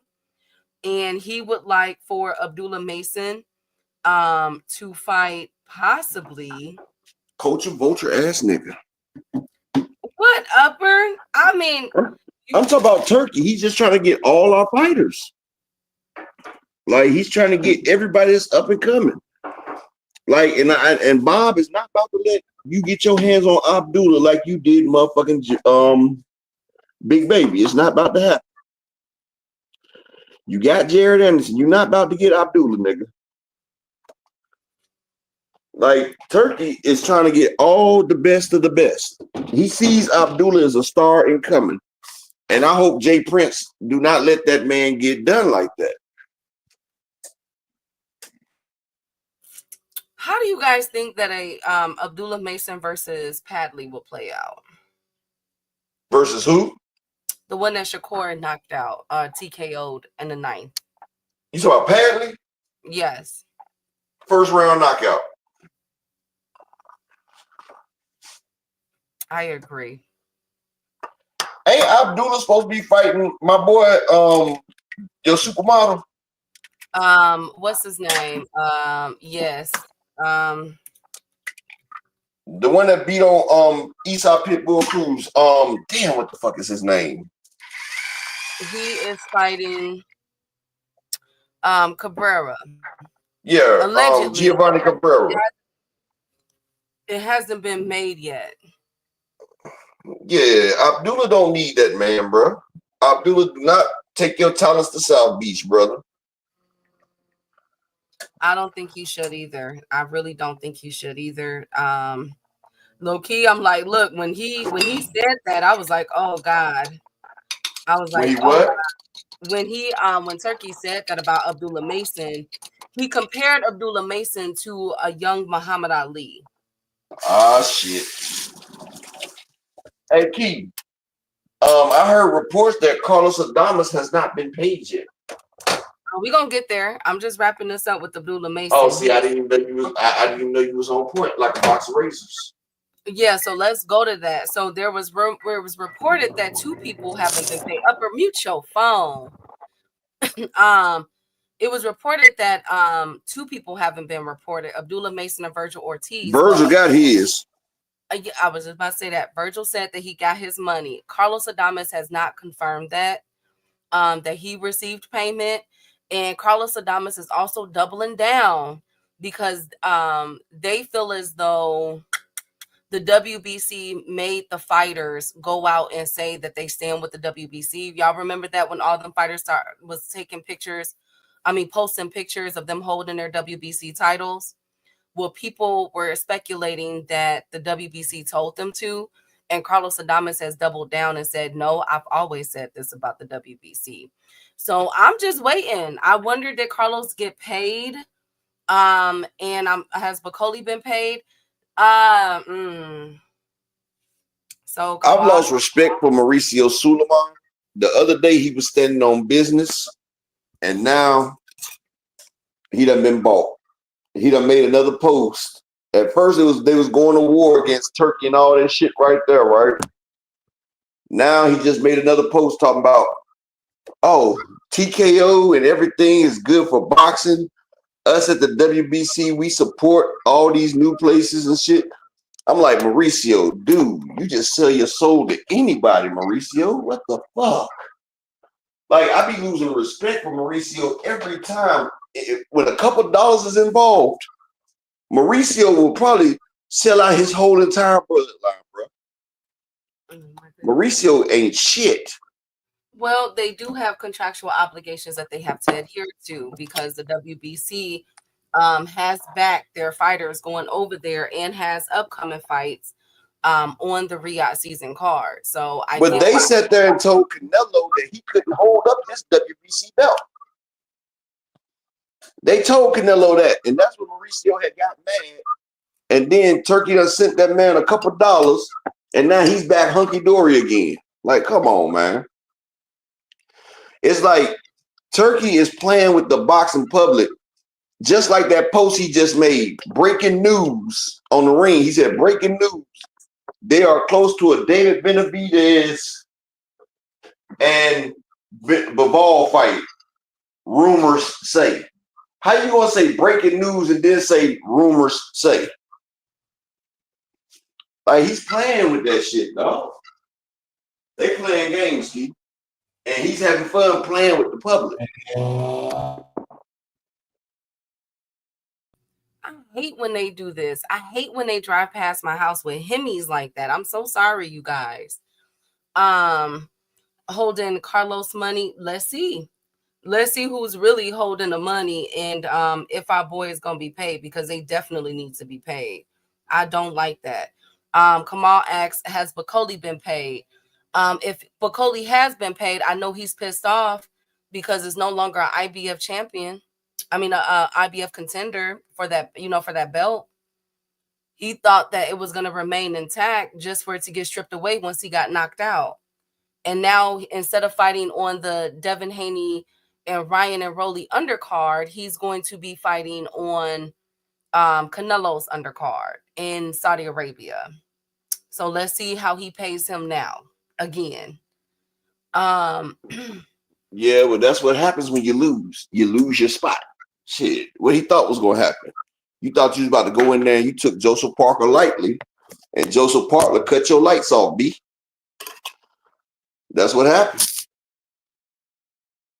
Exactly. So let's get into the meat and potatoes of the show. Number one being, first of all, that sounds like a shepherd's pie. Absolutely. Well, Keith Thurman, as we all saw the KO today, Keith Thurman has called out a couple of fighters. He wants Tim Tszyu, which we all know that we're getting in July or August, one of those two dates. Being given that Tim Tszyu beats Joey Spencer next month, he should do that. And he also called out Jermell Charlo. Did y'all talk about that yet? Yeah, we talked about it a little bit because my best friend was running late, so I had to go over it. That's okay. Eddie and Al Heyman putting that fight on because it'd be in Vegas. Yes. So what do y'all think? Do you think that the Keith? Okay, first of all, do y'all feel like Upper thinks that Keith Thurman looks slow? I don't. I showed it. I showed the video. Keith Thurman looks slow, but that still was ring rust. Keith Thurman ain't the same Keith Thurman we used to. Keith Thurman used to be about agility and movement and, punching with both hands. He looked a whole lot heavier, slower. And, he got caught with a few shots, but, that's ring rust. But I don't know. He need to lose a little bit more weight, though. So do we like Keith Thurman at 154? Because he came in weighing 153. Do we like it? Yeah, I mean, he looks good. I mean, like I said, it's with age, too. So, he can't make that welterweight no more because he is older. But I think for his first fight back at 154, it was a good fight. I gave him a B. I mean, he got caught with some shots in the third round that Jarvis caught him with, that if he gets caught by with another more seasoned fighter like Charlo, Keith Thurman going to sleep. Because he got obliterated with that shot. Dude just didn't have enough pop on it to hurt him. Are we putting too much emphasis? And he ducked into it too, Keith. Like, the dude caught him with a clean shot, and he ducked right into the shot. The same shot that Lubin got caught with, and we see what happened to Lubin when he got hit with it. What about, are we gonna put too much emphasis on Brock Jarvis? Being that Brock Jarvis was knocked out at 140 a couple fights ago. He's only had his last couple fights has only been 6 and 8 rounders. He goes 10 at 154. Do you think that was pretty much a gimme for Keith Thurman, that he had all advantages over Brock? That's the question. Mauricio's typical money only franchise belt MAGA writer. Yes. Might be ring rust. Yes. And Thurman would have to use his legs versus Charlo. Charlo gonna bounce around and box Keith. Well, he won it. And guess what? I want that fight too, if he can get past Tim Tszyu. I really am interested to see in how Tim Tszyu and Keith Thurman fight will play out. Because let's say Keith Thurman upsets Tim Tszyu, because I would expect that Tszyu would kind of be a slight little favorite over him. But what happens if Errol Spence is the next contender? Earl gonna punish that nigga. But it'd be a great fight. That fight gonna do numbers. Because everybody wanted that fight a long time ago anyway. And I still feel like that fight does the numbers. That fight does the numbers. Earl, yeah. Him and Earl, that does the numbers. But shout out to my brother, Alan Sostain, the VP General, with the $5 holler in the Cash App. He say Key and Shakur are gonna recruit Abdullah. And can I get 2 more people to support the grind for the day? I just need 2 more people to support the grind for the day. Either in the PayPal or the Cash App. I just need 2 more people to support. Appreciate y'all. I got you, Queen. But I did want it back then, though, Oakland. Keith Thurman and Earl, I said that was bigger than Bud and Earl.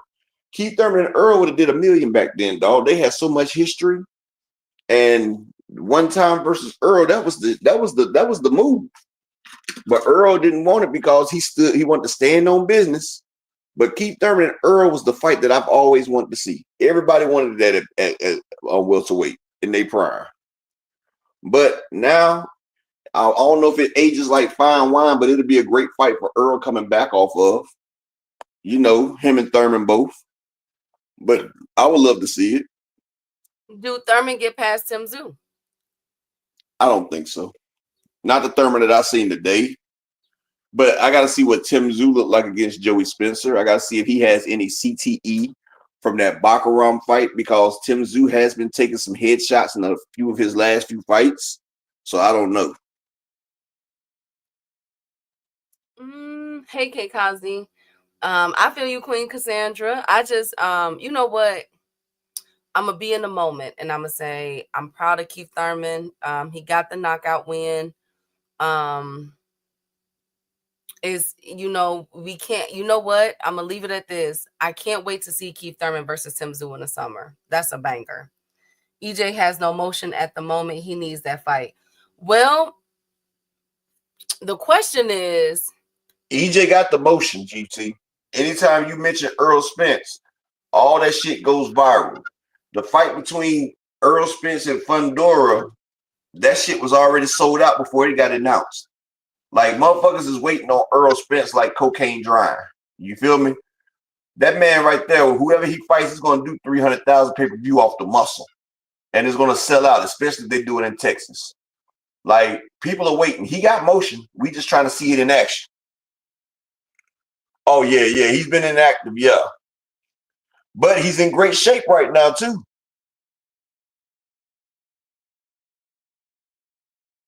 Well, let's see how this goes. Head busting Tim. Thank you, Picasso. I'll give Keith the chance depending on how long he can keep those feet moving. Let's see. It was pretty much a stand in front type of fight. Let's see how this is gonna be. I'm curious and I want to see. Honestly, though, Keith Thurman I seen today, I think Tim Tszyu probably would have to worry about Keith standing right in front of him trying to walk him down because Keith was a big boy. And Keith looked like he was bigger than Tim Tszyu, actually. Keith Thurman looked like he rehydrated huge. And his power looked like it was on point. So we know Tim Tszyu chin could be kind of suspect. We seen Terrell Garcia drop him off one time. But Keith Thurman, if he got that one-time power and he popping, I can see him standing right in front of Tim Tszyu and going toe-to-toe and putting him down like Bakram did, honestly. Absolutely. But it was good to see Keith back. Wasn't it like nostalgia? You know what I'm saying? Like, was I the only one that felt like, man, it's been a long time coming? Like, man. Yeah, I was like, damn. I kind of thought he was going to be more rusty because he'd been out so long. But I was like, well, look at Thurman. He's back in the mix.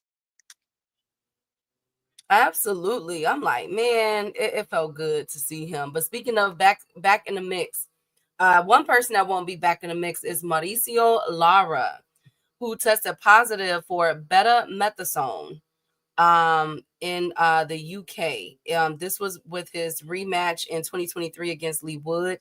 And because of him testing positive for this substance, he has been banned from boxing for 2 years. Mauricio Lara is 28-3-2. They knew that's the only way Leigh Wood could have beat that man is if they man, Eddie Hearns had something to do with that shit. They knew damn well Leigh Woods didn't stand a chance against Mauricio Lara. So does Mauricio Lara lose his belt? It's looking like that. They took that man's belt, man. Mauricio Lara was stripped because he didn't make weight. And now they about to give that belt to Leigh Woods because they were supposed to fight for that belt when he got stripped. They were supposed to fight for it. And you know, they knew damn well Leigh Woods could not rock with that man. So Eddie Hearns did the Eddie trick. Well, I don't know. I just, if you know what I'm saying, those are the consequences. He tested positive. He was out there in the UK streets. And y'all know the UK really don't play. So he is banned. We will not see Lara until 2026 of next year. But ain't it funny though? People that fight Eddie fighters and fighters that piss Eddie off, they always seem to catch dirty. Yes. Like when Alicia Bum, I ain't got to use her because I don't even fuck with her like that no more. But it's just crazy how a lot of fighters, whenever they dealing with Eddie Hearns, it's always a drug scandal somewhere. Well, it is very suspicious, but I'm gonna talk about everybody. Hey, Adam Hurley, if you gotta do the crime, you better be able to do the time. Damn it. So that's why I'm standing on. Hopefully it is suspicious. I never heard of Mauricio Lara popping, but I just got to bring that to y'all. He has been suspended until next year, March of 2026. And speaking of upcoming bouts, though, Upper, my boy Vito Melnicki Jr., if you are in Jersey, shout out to our Jersey. You know what's funny though? That's the same motherfucker that beat the shit out of Eddie Hearns' fighter Leigh Wood. And you know he always get Leigh Wood championship fights. And everybody knew Leigh Wood was about to get destroyed by Lara again. And so Eddie just removed the chess piece. That's all that shit was. Oh my goodness. Upper. In my opinion, a chess piece got removed. In my opinion. Now Leigh Woods get to fight unencumbered for that belt again. What am I gonna do with you? Well, Vito Melnicki Jr. is returning. If you are in Jersey on June 21st, White Chocolate. That's his name. Make sure you say his name. White Chocolate. Vito White Chocolate Melnicki Jr. He is making his. I thought it was Magic. No, I don't know. But he's making his return at the Prudential Center in Newark, New Jersey. And if tickets should be posting up in like April or May. So make sure you guys buy those tickets. Ask Devin, little brother. He probably knew Laura was gonna buy. Okay. Thank you. He knows everything else. Thank you guys so much. Oh my God, my goodness. Hey Adam, he said Thurman could probably get a huge fight already. He is Tim Tszyu in July. Tim Tszyu got to get past Joey Spencer. Speaking of huge upper, Chris Eubank Jr. has been fined $100,000 for slapping Conor Benn in the face with an egg at the press conference. I'm like, small thing for a giant. That's a small thing for a giant. So Teofimo about to get fined too, then, ain't he? I don't know. I haven't heard anything about Tio, but honestly, Arnold Barboza was the aggressor because he hit Tio's hat, and Tio, we know what Tio be on. No, Tio pushed him first. Can you go back and watch? Tio pushed him at the beginning. Did he I thought Barboza hit him? No, Tio pushed him and Arnold Barboza hit his hat after Tio pushed him because Tio was talking shit when they was walking up. Tio was on some gangster shit because he had somebody in between them. You know, Tio gets rowdy when he got some security in between. Now, when it's space and opportunity and you in a room by yourself, now Tio ain't trying to bust a move. Hey, Zulu. Let's see if they get fined. But Chris Eubank, that's $100K for an egg slap. I think that's pretty. You know what? That's some expensive scrambled. That's some eggs Benedict right there. But the way that how much eggs cost right now and how many eggs that Chris Eubank had in his sleeve, I think that's about 100,000 eggs. Eggs is expensive. So that fits the crime to me. 100,000, like woo. I wonder and the British Boxing Board of Control has confirmed this. So I wonder moving forward with their upcoming pressers, how they're going to react to one another. Because that was the egg slap heard around the world. And now Chris Eubank Jr. has to forfeit $100,000. Put it to I will file that as a promotional expense and file it on my taxes. Shalom to my brother Zulu Line and salute to the Queen DZ Sanchez. Salute Queen, salute to Ronnie Bravo, salute King. Exactly, DZ Sanchez. They set up Laura destroyed Eddie Hearn, cash cow in Warrington. So I agree with Upper. They set up Laura. Interesting. Okay, so basically a lot of people is calling foul play on these drug tests. Okay. I ain't got no problem with it. Everybody, talk your stuff. Thank you, Picasso. Thank you, Dave. Thank you, all things. Next up, speaking of Barboza and Teofimo Upper, Puello has thrown his hat in the ring for a unification bout. He wants the winner. Do we want to see that? Puello said he wants the winner of. Well, Tio said he moving up after he loses anyway. He got to win because Eddie Hearn said that Boots is next. They said Tio is supposed to be fighting Boots next, Upper, in October. So win or lose, Tio still going to get that fight. It's a different division. No, I want Puello now. I want that fight now. I think that if Tio it's going to be Puello versus Barboza because Tio is not going to win that fight, for one. For two, Boots and Eddie is going against everything they said, though. Because Boots told me the only fights he won at 147 is for unifications. And what belt is Tio going to have? None. The no belt. Because Brian Norman has the WBO. He can be an interim, like Ryan and Devin is fighting for. Nope. No? Okay. Well, you don't believe it?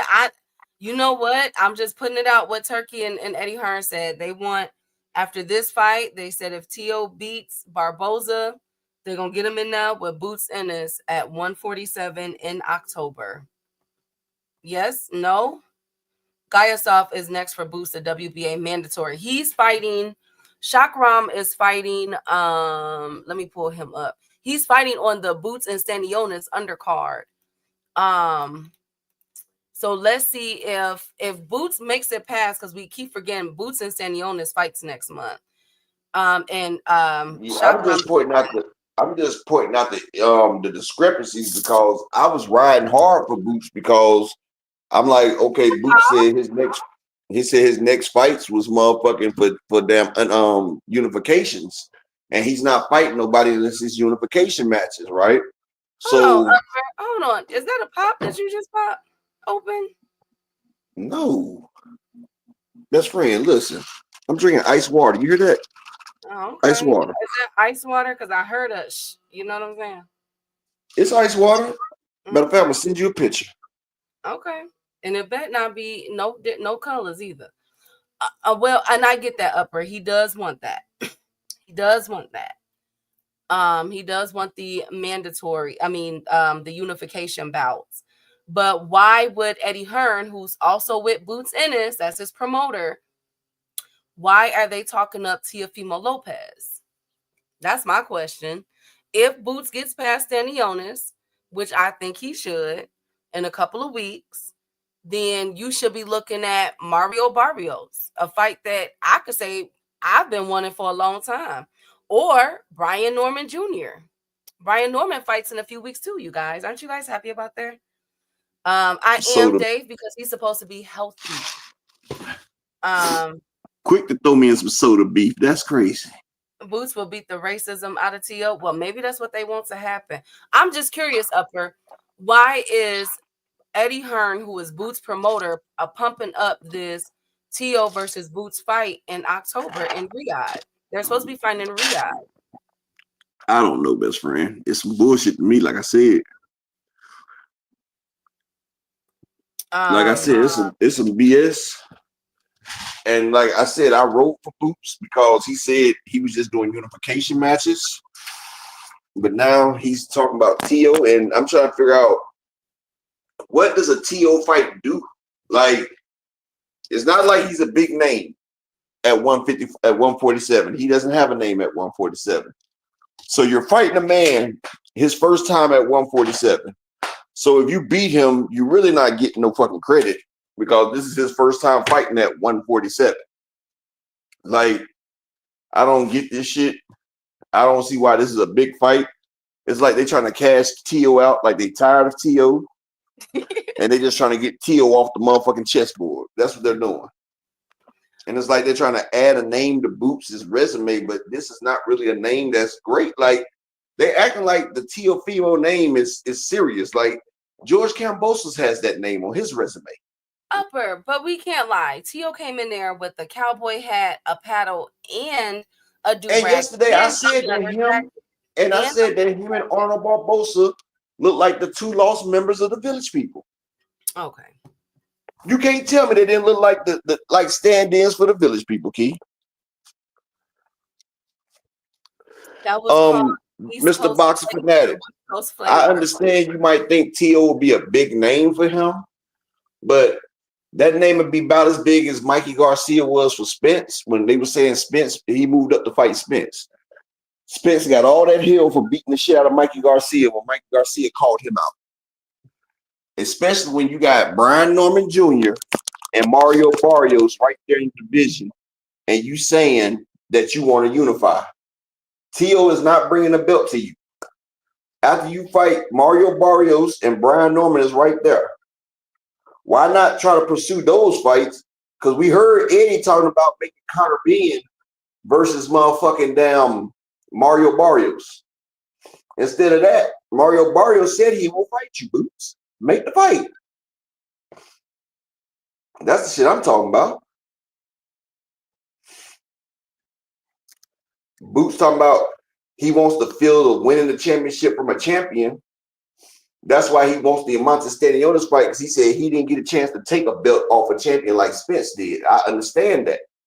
But Tio doesn't have a belt, bro.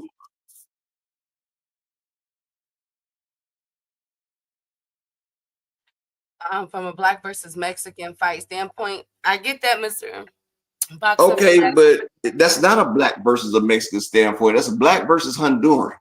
And Teofimo does not have the Mexican fan base. Teofimo has a small ass fan base, Mr. Box Fanatic. He couldn't even fill out the 5,000 arena, the small room at Madison Square Garden. People are not checking for Tio like that no more. And him versus Boots is not black versus Mexican. I'm just saying. Well, Tio does claim his Mexican ancestral DNA. But okay, well, Tio, look, I'm gonna say right this, Key. Boots versus Mario Barrios will be a huger fight, Mexican versus black, than Tio versus Boots. I'm sorry. Mario Barrios has a fan base, and people will come to see that. They're not coming to see the Tio fight. Yes, Todd Draper, he couldn't even fill out the Hulu Theater. I would say, I see what Boxing Fanatic and Upper is saying, but I would say I would raise you guys. I don't even think Mario Barrios would bring a crowd, but what would be an even bigger fight for that? Ryan Garcia. Now, Boots will beat him into oblivion, but Boots versus Ryan Garcia, I think I wouldn't even say, honestly, I can't say that Boots will beat Ryan Garcia into oblivion. Honestly, I can't. Boots have to show me something different from what I've seen versus him and Karen Kukadashian. Karen Kukadashian showed me. So, okay, Karen versus Ryan Garcia. Who wins?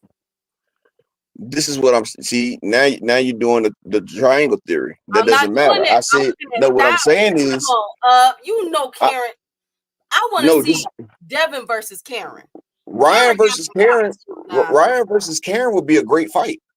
It would be a good fight. But I'm saying the shots that Boots was getting caught with by Karen, Ryan Garcia has a harder left hand and he has a vicious hook. And I don't care who you are. If you get hit by that motherfucker, you will go down. And I don't know what Ryan's power looks like at 147. So I can't just sit there and say that Boots will beat the shit out of him. I can't say that. Ryan Garcia is growing into his age. He's growing into his strength. He got speed. The man has power. I would think that Boots, exactly, Ronnie Bravo. That's what I'm saying. Exactly. Speed kills. And Boots has been getting tagged his last few fights. David Avenesian's been tapping that man. Like, I've been understanding that Boots' defense is not as tight as I thought it was at once was. And I'll go back and look at all his fights. He gets touched. Speed kills. Speed is a motherfucker. And if you got power behind that shit, hell, Bernard Hopkins said Roy Jones in his career was the person that hit him the hardest. And that was a quick shot. Boom. And a quick shot can knock your lights off without your switch being hit. And you don't know that you've been hit. That's what I'm saying. I just got to see what it is. Okay, so are you done? So I must give my solution. Go ahead, Keith. Okay, so here's how I feel. In my opinion, once Boots feel as though that you cannot hurt him, then he's going to box you and fight you the way that he sees fit. Now, does Boots play around too much? Yes, he does. But I think that Ryan Garcia, he'll be more so on alert. You know what I'm saying? Because he knows what Ryan Garcia is capable of. And just the style matchup, the skill set that Boots has, I just don't think that Ryan Garcia, especially with the switching camps, this is like his third training camp with 3 different trainers in 2 years. That ain't finna be enough for Ryan Garcia to pull that off against Boots. I'm sorry. I don't know, but I can tell you like this. I can tell you one thing. They said that Tank hits harder than Boots, and they said Tank hits harder than Crawford. People that's done fought both of them. Ryan's done been in there with Tank. He's done felt the power. So he's went up against power that hits harder than Boots right now. So he's done been in there with the power. So Boots is not hitting like Tank Davis. So Ryan's done felt that right there. You feel what I'm saying? Exactly, Ronnie Bravo. And I hate agreeing with Ronnie Bravo so fucking bad. But he says when you can lead with the hooks without a jab set up, you know you got serious speed. Exactly. We had to damn pause the frame to see Ryan knock that Fortuna nigga out. Ryan has serious speed. And if a motherfucker hits that button, I don't care who you is, they hit that button, it's lights out and frequent. You just want to see Ryan unalive because he beat the shit out of your boy Dev. Well, and Dr. Mark says, he says, facts. Boots against Ryan isn't a guarantee for Boots. I'm telling you, and Ryan has a different level of power since hitting 147. Y'all gonna see it when he fights Rolly. That nigga's hitting a lot harder now, and he's not weight drained now. He's serious. That's why I say I want to see Tank and Ryan again. Exactly, Ronnie. Right. They underrate that motherfucker because he Ryan Garcia gets underrated because he's a fucking fool. And he's not dedicated. He what's the word? He's not disciplined. That's God damn it, that's the word. He's not disciplined. And with his skills and his athleticism, if he was more disciplined, he would be so fucking dangerous. But he takes that entitlement shit. Like, I'm supposed to be here. Like, he doesn't take shit seriously. He doesn't put in the grind that he's supposed to. And Derrick James had that man looking a lot better. I don't know what Ryan's gonna look like under motherfucking Eddie Reynoso, because I've been on record to say I don't think Eddie Reynoso's a good coach. I really don't. I mean, he was blessed with Canelo and them, but he's not gonna be training with him for this fight with Rolly. His father is training him for the fight with Rolly. Okay, now Eddie Reynoso Sr., I can't take shit away from him. That's a hell of a fucking trainer. Eddie Reynoso's daddy is a Hall of Fame trainer. I give you that. But the other people that Eddie trained, like Valdez, and there's another motherfucker, they was getting their ass whooped. Now, I'm sorry. Now, how I feel is how Ryan Garcia daddy felt when he asked, when Eddie Hearn said we got Boots in us, and Ryan Garcia daddy said, "How about Pitbull?" What was Ryan's weight at that time? He was 144, 3 pounds away from 147. He still was in the 140 division. Ryan's done blew. No, he didn't. That was a catchweight fight between Devin that we can't technically say that was 149. But he was still ranked at 140. He was still ranked at 140 though. That was never a ranked fight at 140 with Ryan Garcia. He put himself out of the rankings because he was undisciplined with his weight. Hold on one second, best friend. Go ahead. Oh, I agree, Boots over Ryan, but Ryan got a chance too. Look, the only chance I'm giving Ryan against Boots is a 75-25 leading towards Boots. I don't know what y'all be seeing. Captain Hook will sleep anybody if he. We be seeing boxing. We be seeing boxing. That's what I'm saying. But like I'm saying, like I'm not saying if I had to do it, I would say it was 45-55. Because one thing about it, a puncher always has a chance. And Boots has always been known to get hit. Boots doesn't have no top-notch defense because he doesn't listen all the time. He gets caught. And all it takes in boxing is one punch. All it takes is one punch to disrupt the whole fucking fight. Zab Judah was a sure fucking win over Costa Tszyu. Costa Tszyu was slow. Zab had the speed. He had the power. He had the technique. What is Ryan's defense? What is Ryan's defense? Key, let me finish, best friend.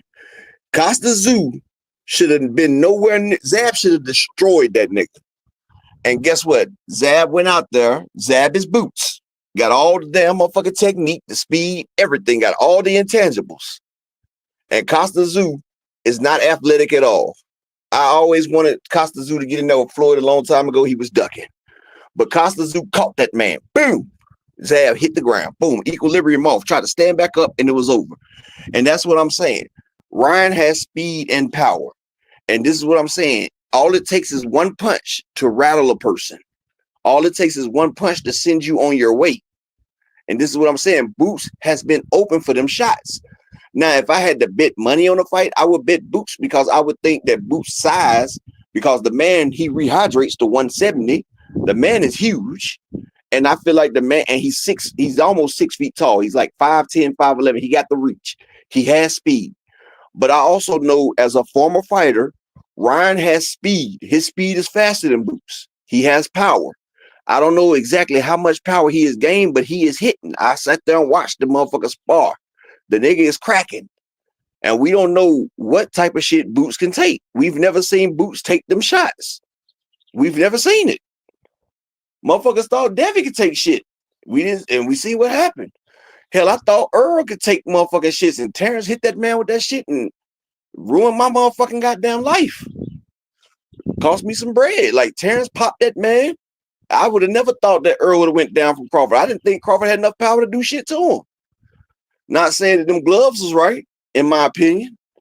Not saying a lot of shit was fucked up, but I'm just saying at any given night, speed and power is a great equalizer.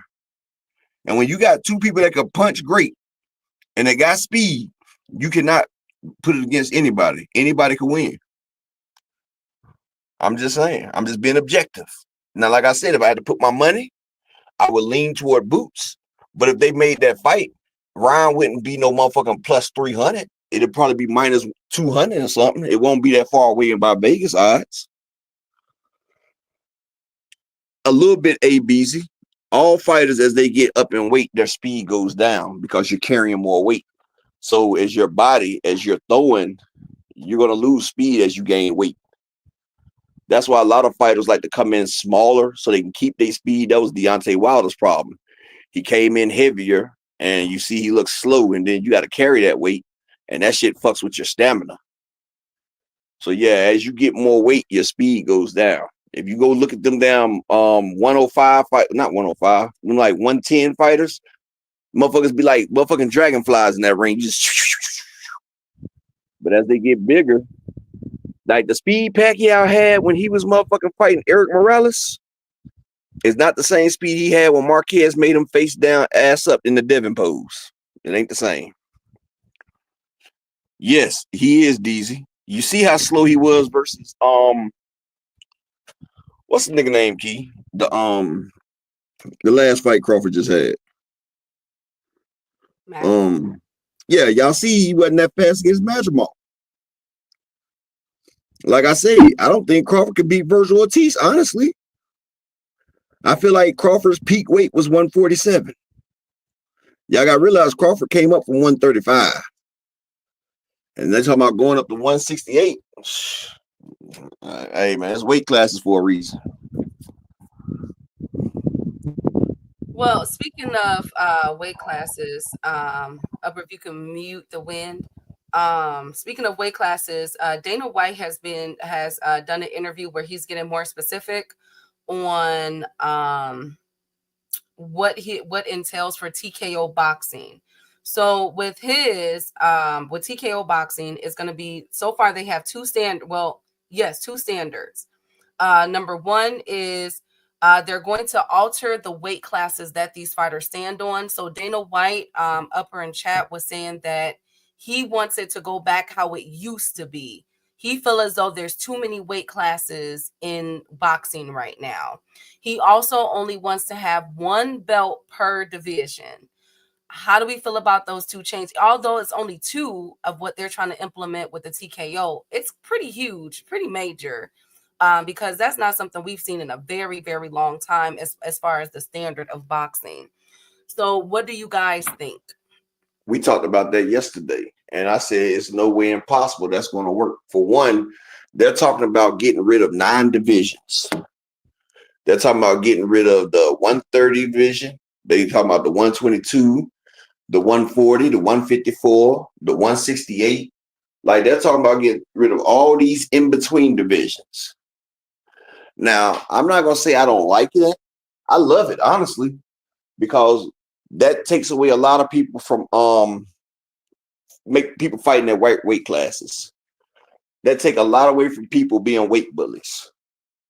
That takes away a lot, because yesterday I sat there and showed y'all from 108 pounds to 140 pounds. That's 32. That's 32 pounds, Key. That's over 12 divisions. You got 108, 110, 112, 115, 118, 122, 126, 130, 135, 140. Well, that's 10 divisions. That's like 3 pounds per division. But one belt, that's not going to work. You got 4 major sanctioning bodies and 3 lesser ones. Who is going to be the major sanctioning body for that division, for the belt? The WBA is the granddaddy of them all. They started it all. They say the WBC is the most prestigious. It's the green belt. IBF is the biggest stickler to the rules. They say that's the most official belt. And you got the WBO, that's whatever Bob orders, right? In the newest of the 4-belt era. These sanctioning bodies are not going to give away their leverage, for one. For two, the mafia is not about to give that away either, because belts matter to some fighters, because without belts, these fighters wouldn't make. Shakur Stevenson without a belt, his fights will garner no interest. I'm just saying. Keyshawn Davis needs a belt. You got fighters that need belts. Dimitri Bivol is a good fighter, but Dimitri Bivol without a belt, nobody's watching it. I'm just being honest. Like a lot of these fighters, if they did not have belts, we would not watch them fight. And that's true. And they would not be headliners. And so that right there is not going to work. Ain't no damn sanctioning body going to sign off for that. Devin Haney did not fix the 135 division, dumbass. Shut up with the dumb shit. Loma and Tio fixed it. How about that? And Devin ran from that division. How about that? But yeah, ain't no sanctioning body going for that, because that means somebody has to and Dr. Key, that was water. I'm not lying, best friend. That was ice water. I just read your text message. That was damn water. But yeah, ain't nobody agreeing to that, because that's 9 divisions gone. Plus 3 belts per division. That's 27 belts. Do you know how much money they're going to lose with 27 belts not being held? That's 9 divisions and 3 belts per division. That's the sanctioning body's revenue. That's the mafia's revenue. That shit is not about to fly, best friend. Hell no. They will goddamn put a camel in Turkey's bed before they let that shit happen. And Dana White will end up smacking another woman and getting processed for it. Yeah, because remember, Dana White did beat his wife in public. And it's not alleged. We got the video. And shout out to everybody in here, man. I need 2 more people to support the grind for the day. And what you think about it, best friend? I think that the walls are closing in. The reason why I asked that question, and I didn't know that you had talked about it yesterday, otherwise I wouldn't have, posed it that way. But it's because the ABC, so the Association of Boxing Commissions, has came out, Upper and Chat, and has pretty much laid the hammer down. So I know what Mauricio Suleiman is saying. The other sanctioning bodies are with this whole, because remember, we have the Boxing Grand Prix coming up with 128 amateur fighters from all different parts of the world coming to fight and everything. And they're going to have their own standard of scoring and all this other stuff, right?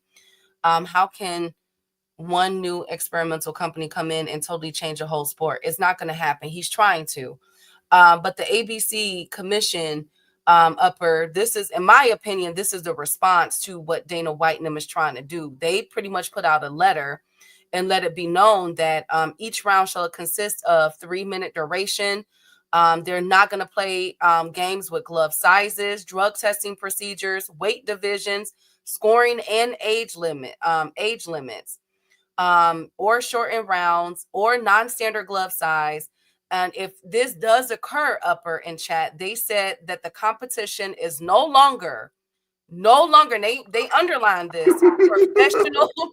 They said professional boxing. It is no longer. So yes. They about to shut their shit down. Best friend, do you not see what's up there? I know. That's why I'm bringing this up. So if you guys, they set Turkey up for the okie doke. They about to hit him with the banana in the tailpipe, because it's going to be one infraction, and it might be an infraction that they set themselves, that Turkey and them don't know shit about. Because you got to realize, boxing is corrupt. Sports is corrupt. And they're fucking with people's livelihoods and people's money. Do you not know that it's about to be one infraction that's going to get that shit dropped to Misfit Boxing? They're going to be just like Misfit Boxing, best friend. They're going to get demoted. Absolutely. And I'm glad you said that, Marcus, because also in this letter, again, this is from the ABC, the Association of Boxing Commission.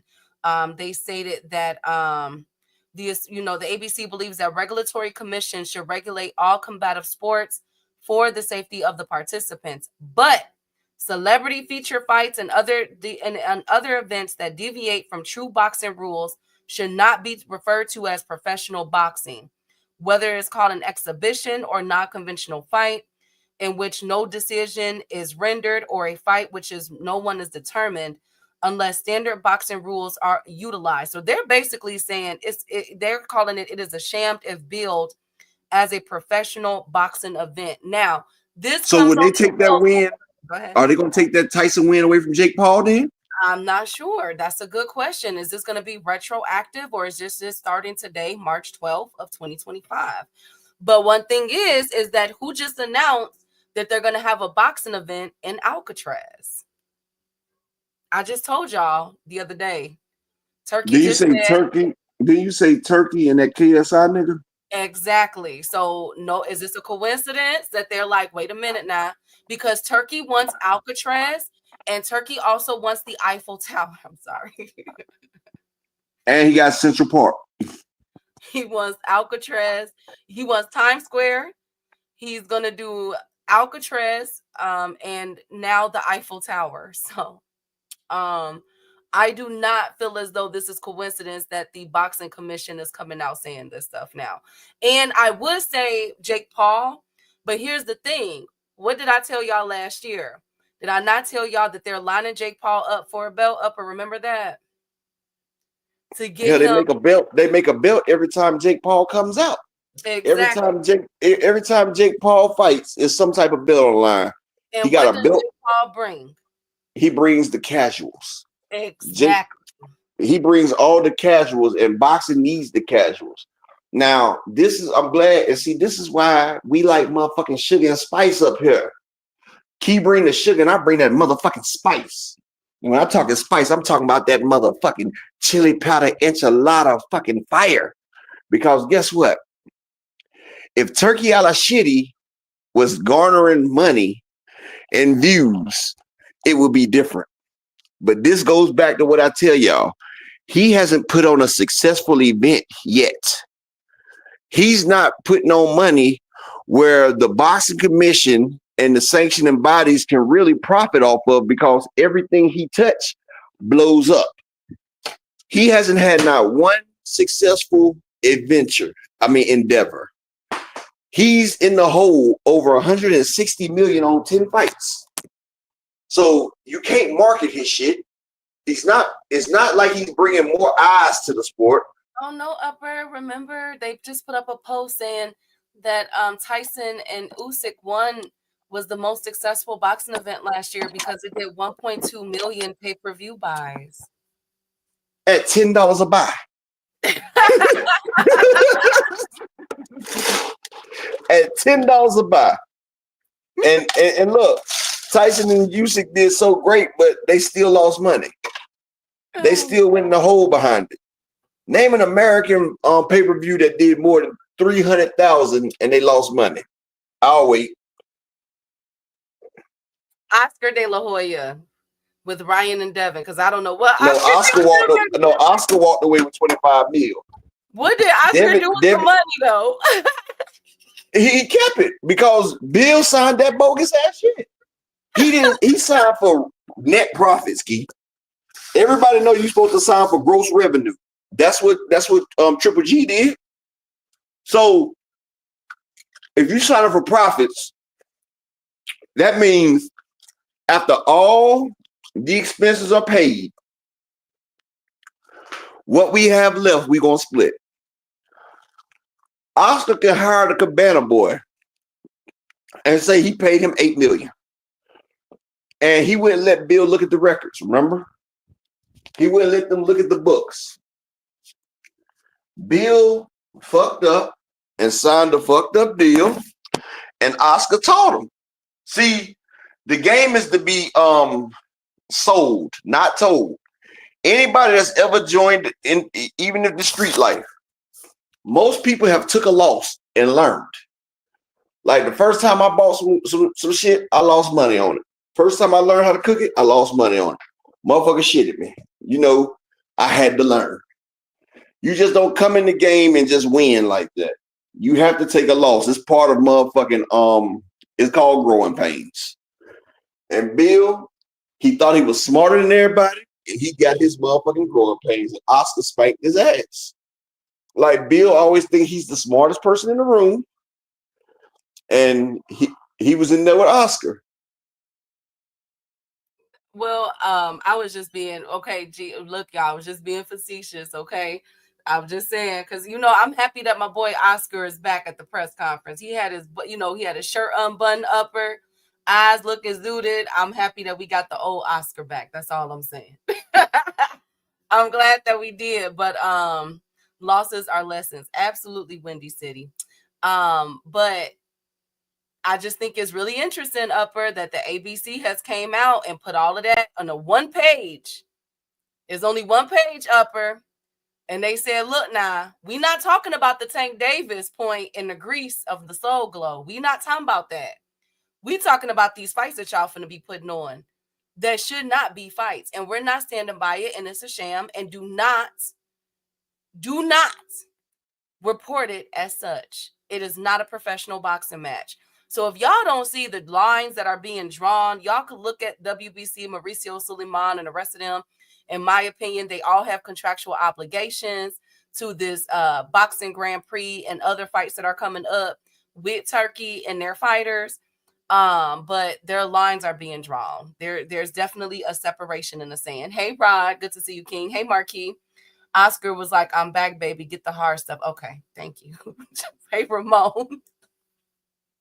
Dr. Key, what you think about Bill not being let on the stage with Dev? To be honest with you, I like it because if it's, well, I can't say if it's true. The British Boxing Commission has came out and said it.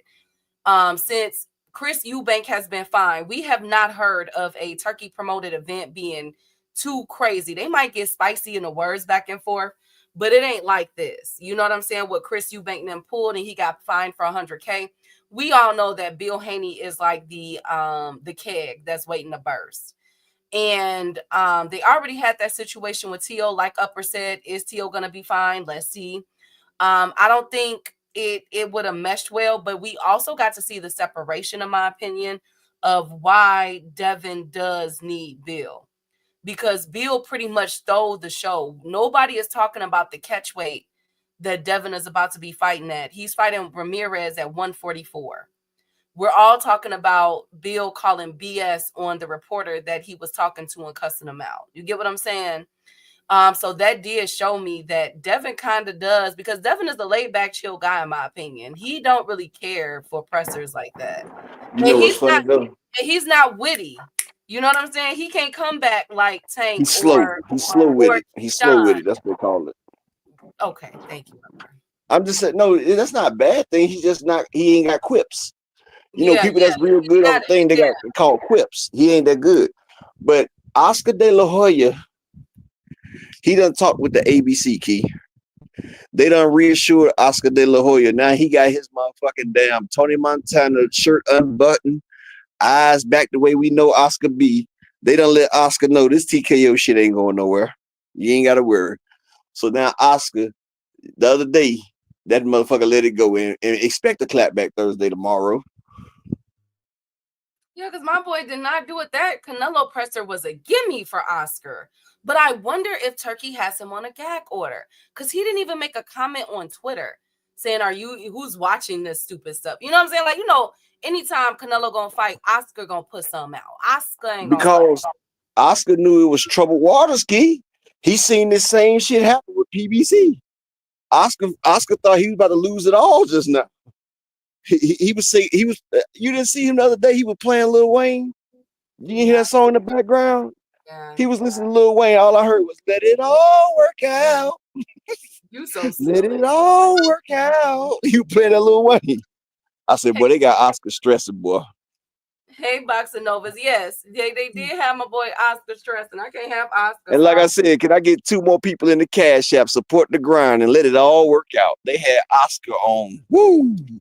Oscar was on motherfucking like, damn, not again. He said, I can't believe they got me again. He said, that damn turkey. He said, I knew I should have went with prime rib. They told me not to get no turkey and cheese. Oh, well, do you guys think that Devin was treated unfairly at the presser? Because that's now what people are talking about. They feel as though this is an embarrassment for Devin, being that he is sandwiched between two races, pretty much, within Ryan Garcia and Tio, with their comments that they have made, and Tio continues to make them. And was this like a humiliation for Devin? No, because see, it was for the fighters and their promoters. Didn't nobody want to hear Bill get up there and keep pushing narratives? And see, that's all Bill does. Bill pushes narrative after narratives, and people are tired of that shit. They didn't want to hear Bill. They wanted to hear from the fighters. It was the fighters talking, and they knew if they had William Bill Haney the fourth Esquire up there, then they knew it would have been a whole lot of shit. People didn't have their shit kickers on that day. They didn't have the rain boots, and they didn't have their shit heels on. And didn't nobody want to hear the bullshit that Bill was about to spew out of his gullet, because that's all he does. Anytime he opens up his mouth, it's a lie coming out. The man will offer you a lie quicker than frequent liar. He's on liar frequency. If you understand what I mean. If you know, you know. Well, rumor has it, of course, y'all know that I've been talking about this, but Devin is training with world-renowned trainer Nate Jones out of Chicago, who was with Floyd Mayweather. And rumors have How is he world-renowned? What makes Nate Jones world-renowned? Because I said so. He was a fat-ass boxer that got knocked. He was a fat-ass boxer that Earl... Okay, and look at what he did with Look, he was a fat-ass boxer that Earl Spence knocked out, and he was a heavyweight. He was a heavyweight that got... Hold on. Look what he did with Floyd. Floyd was good before Nate. No, he sparred Floyd. He was a heavyweight that got beat. He got beat by Floyd Mayweather. He was a heavyweight. And Floyd was a middleweight. If Devin stops Ramirez, then what? That's nothing. That is nothing. What? Let's see Devin versus Ryan. Oh, motherfucker! Anybody stops Ramirez? Don't nobody give Ramirez a chance. Now, if Devin goes out, if Devin goes out there and beats Ryan, he ain't got to stop Ryan. If he goes out there and beat Ryan, then I say yes, he is motherfucking Chicago-ly known, because ain't nothing world renowned about him. Earl beat him. But you are such a hater. There y'all go. Don't come for that. Don't come. I don't care, Marquis. Salute to Marquis, but don't come for. I don't care. I'm always gonna rep my Chicago folks. Period. He mad at Nate Jones chase. I said that, he training with Nate Jones, and they said he a world beater now. Devin said that he got some tools, and he finna go out there and step on stuff. Period. Frequent, you about to get thrown somewhere. How about that? No, that dude named Dave. It's not no Chicago hate, brother. We just talking about Nate Jones. She said world renowned. This is the nigga that was a heavyweight that Floyd beat in sparring, and Floyd was 140 pounds. Earl Spence beat this man in sparring. This is the same person that used to hate on Earl Spence the whole time.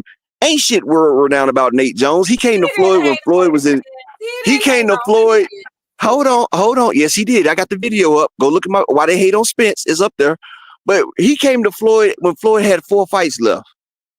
I don't know what's world renowned about Nate Jones. He might be. They might know him on O Block. But I don't think nobody knows him outside of Chicago. He's world renowned when it comes to boxing. He goes to Ohio and everywhere to train these fighters. Don't do that. Exactly that dude named Dave. Oh my God. Really? Y'all just hating. Y'all hating. Y'all are so hating. Exactly, crucial content. It's Chicago or bust over here. Period. All I'm saying is, what happened to Big Sean? Big Sean said Detroit versus everybody. Detroit versus everybody on Control.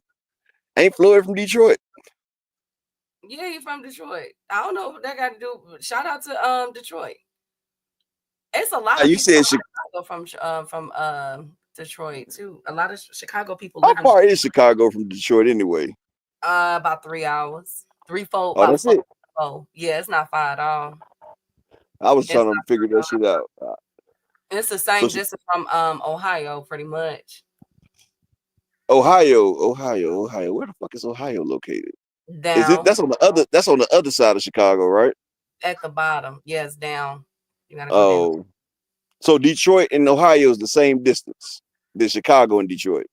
Probably, I would say, depending if you going to capital, I'd probably say Ohio may be a little further distance than Ohio. Okay, because I know because I know when we was boxing, them people that was in the Chicago, like the Chicago circuit, they also had Detroit and the Ohio people all in that same circuit. That's what I was trying to figure out because in our circuit we had the people from DC, Maryland, Virginia. We had the DC, Maryland. We had that whole little area, DMV area was in our boxing shit. And they was like 6-7 hours away. We had DC, Maryland, Baltimore. It was DC, Maryland, Baltimore, Tennessee, Kentucky. It was DC, Maryland, Baltimore, Tennessee, Kentucky, Georgia. And that was our whole shit right there. It was DC, Baltimore, Maryland, Kentucky, Virginia. DC, Baltimore, Maryland, Kentucky, Virginia, Tennessee, and Georgia. And North Carolina and South Carolina. That was our district. And I knew we had to fight. I fought a nigga from the other district. It was DC. I mean, it was Detroit, Chicago. Well, it was Detroit, Illinois, Ohio, and Minnesota, and some Yeah, Minnesota. That's up top. Milwaukee. That's up top. Milwaukee. That's Wisconsin, right? Yeah, that's Wisconsin. Yeah. Yeah, I was trying to figure that shit out. I Florida need to look at a map. Grand Rapids, Michigan, not Detroit, but they're close to each other. Yeah, they close. Shout out! It's a lot of champions that came out of It's a lot of underrated people that came out of Michigan. Though I never stunned on Michigan. Yeah, Clarissa, she from Flint, right? Where the dirty water at, right? Okay, we don't have to say that. Shout out to all our Flintonians. No, it ain't their fault. It's the fact that the government didn't fix the motherfucking water. Shit, they just want to let our people. They want to let our people drink dirty water. Oh, and I'm glad we said something about the government. Oh my God! Since we here, have y'all heard what happened in Nebraska? I know you heard, best friend. What do you want, Upper? What? I don't even. What? Well, you know, Nebraska. You know that's a MAGA state. You know I have no problem with that. You know they wanted to make America great again, but did you know that 90% of Nebraska was illegals, right? So they done got rid of over 15,000 illegals out of Nebraska, right? So now the state of Nebraska is filing for bankruptcy. Why, you ask? Because now they have nobody to farm the fields in Nebraska. Look it up. And now Nebraska is issuing a statement.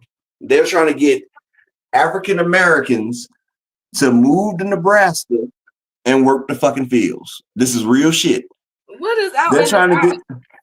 What's going on out? Like, what's out the mountains and stuff? Ain't that like cornfields? That's what Bud from. Nebraska corn huskers, damn it. But they trying to get the black people to come do the immigration's jobs in Nebraska. Ain't that some funny ass shit? I mean, I'm not.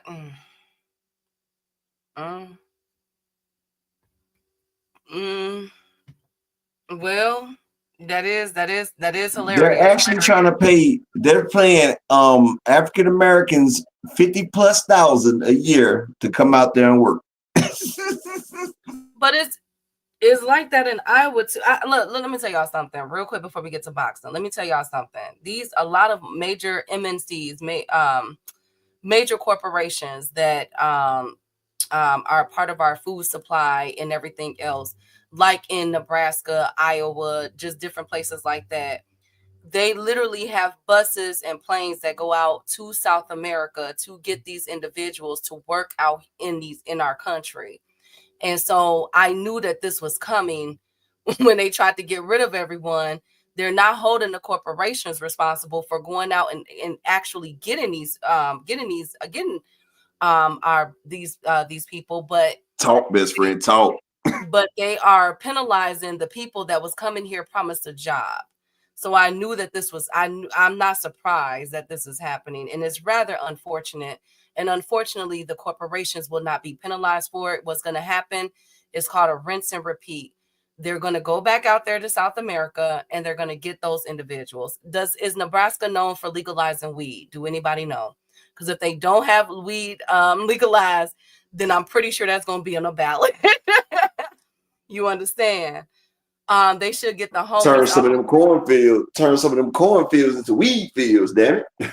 Exactly. So that's why I do not support ICE, and I don't. Thank you, Dave. I don't support it. I've always said on that day one, because I know the game that's being played, and to be honest with you, our brothers and sisters in Mexico and South America are not the biggest illegal migrant population in America. It's actually Canadians. It's actually Europeans, Ukraine, Europeans, white Ukrainians, people, Russians. It's a lot of other. Europeans. Let's say what they are, Key. They're European Caucasians. Yes, they are.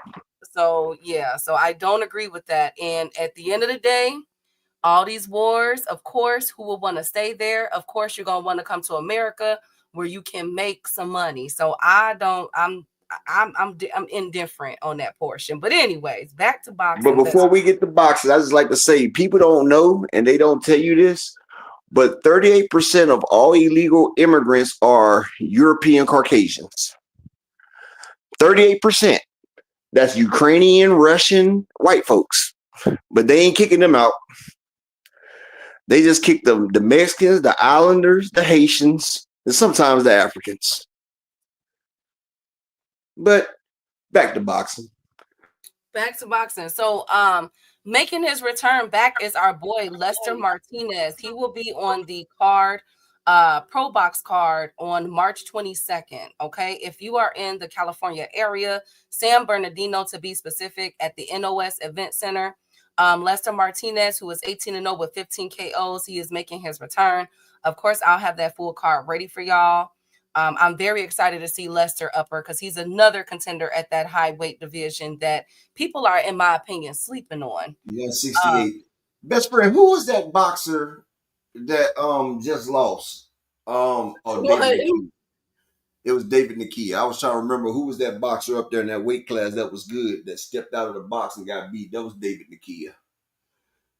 He was going against Jay Opataya. I was trying to remember. Yes, and they have tons of from Poland. Yeah, my cousins are Poland, so shout out to the Polish community. You are not my brother, or oh Lord Jesus, thank you, Dave. Hey, Now, next, you said your cousins are what?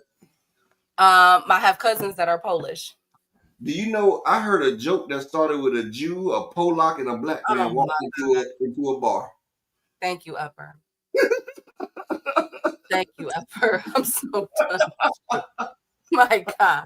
Shout out to all of my Jewish, Polish people. My God, Upper. Next up, full card. Oh my God. Next up, full card. Excuse me, for March 15th. Amo Williams is making his return against Patrice Volney. And on that card is Berlanga. Now, Pete Berlanga and his team are crying foul. Huh? Does Amo have another clip? He might do, but the thing is, people are crying foul because is Edgar Berlanga the headliner, Upper? Did Amo Williams, and let me look up before I touch on this. Did Amo Williams beat out Berlanga for the headliner? That would be insane. You said Amo Williams is the headliner over Edgar Berlanga? I'm looking at it and it looks like that, but I'm about to verify. Not the Berlanga just had a fight with Canelo. Well, he's fighting Jonathan Gonzalez Ortiz, who is 20-0. You said you what? He's 20-0-1. He has one draw. This is an Orlando flight. My Florida people, make sure y'all cop them tickets. But got another clip. Okay, well, I'm looking at it. I think it is Upper. Amo Williams and Patrice Volney is a 12-round fight. Edgar Berlanga is a 10-round fight. Huh? He's fighting Patrice Volney? Yes. That might be a good fight right there. Patrice might pull that out.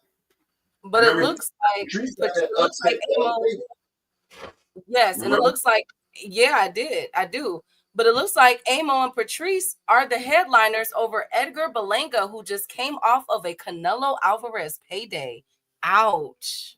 Well, you know, Patrice Volney just got that big win the last time off of who was that he just beat? He was the underdog. Remember, he just got that big win. Patrice, that's that nigga with the dreads. Yep, I'll look it up real quick. Stephen Butler or DeAndre Ware? You talking about DeAndre? I think it might have been the Stephen Butler fight. What was Stephen Butler's record? 34-4-1. He knocked him out in the 9th round. I think it was that fight because I think Stephen Butler was the favorite in that fight. I think it was that. Patrice Bowley. Patrice is a good fighter. I think that's gonna be a banger. Yeah, but Patrice is just old. That's what it is. But Patrice is a good fighter though. And like remember Key, because matter of fact, Key, we did a whole thing on Patrice because we showed that nigga ain't have no defense. And remember, he used to get mad and he would sit there and fight with his hands down.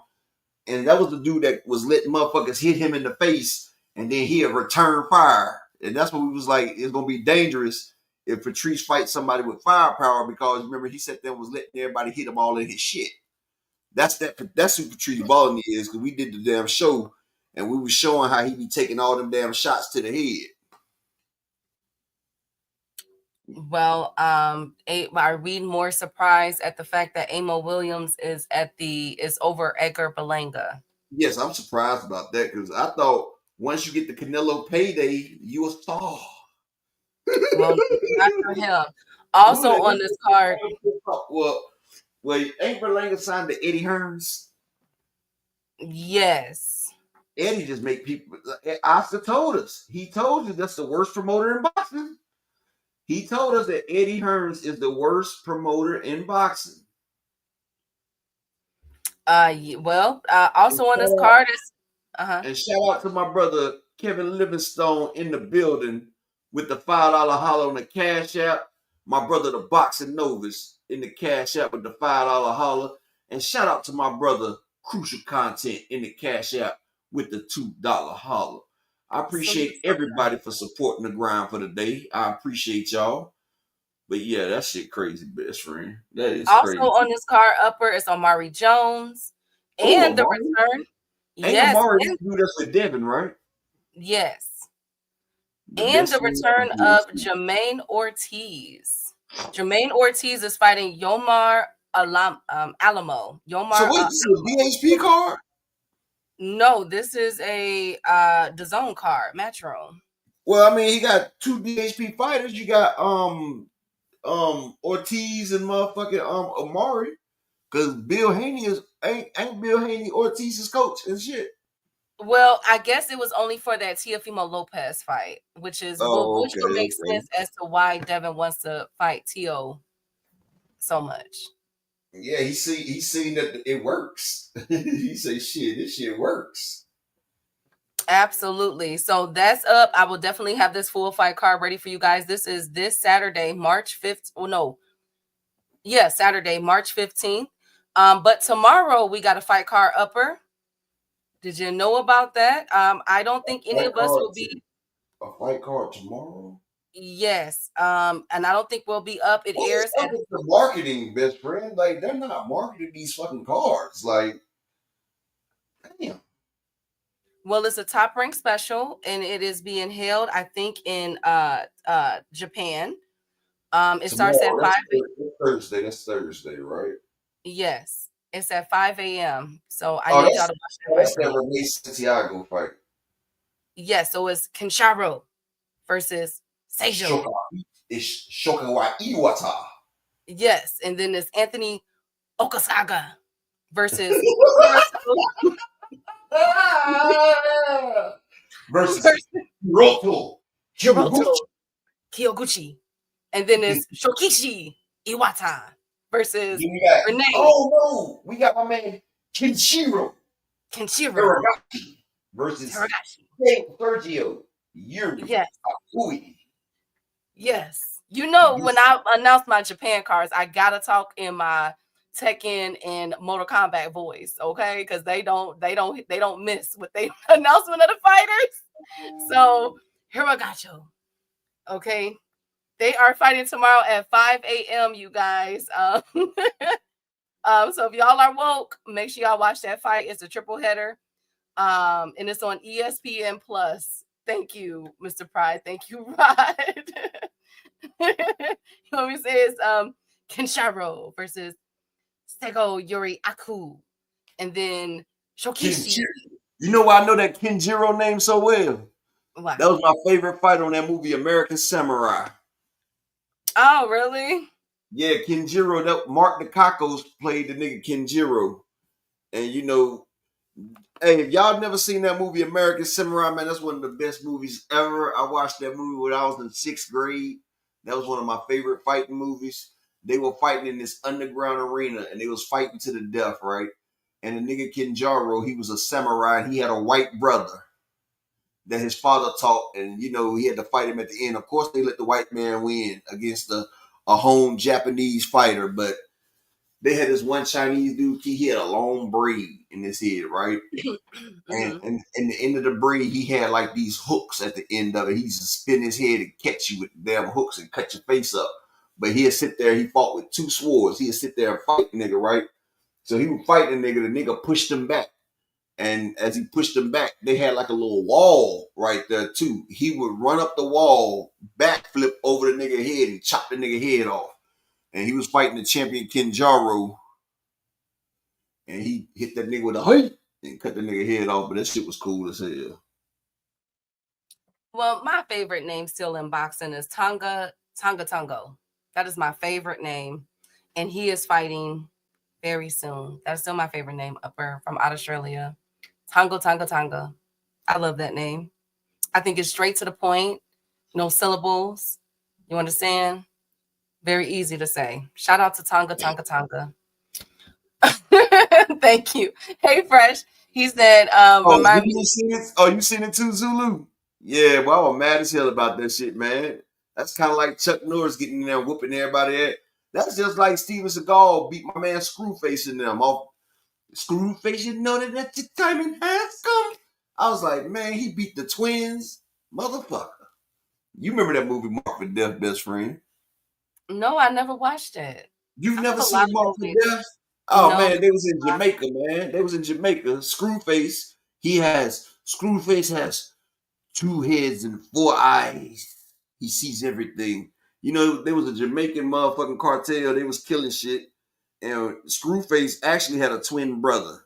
But Steven Seagal went down, whooped his ass, poked the nigga eyeballs out, broke his back, threw him down the shaft, cut his head off. And you can't be scared of his power no more. Hey, man, Steven Seagal used to play in some movies like Hard to Kill, Mark for Death. But he always used to whip all the people's ass. And I used to be like, damn. I used to be like, he even got in there with Bruce Lee. I say, man, he better not beat Bruce Lee.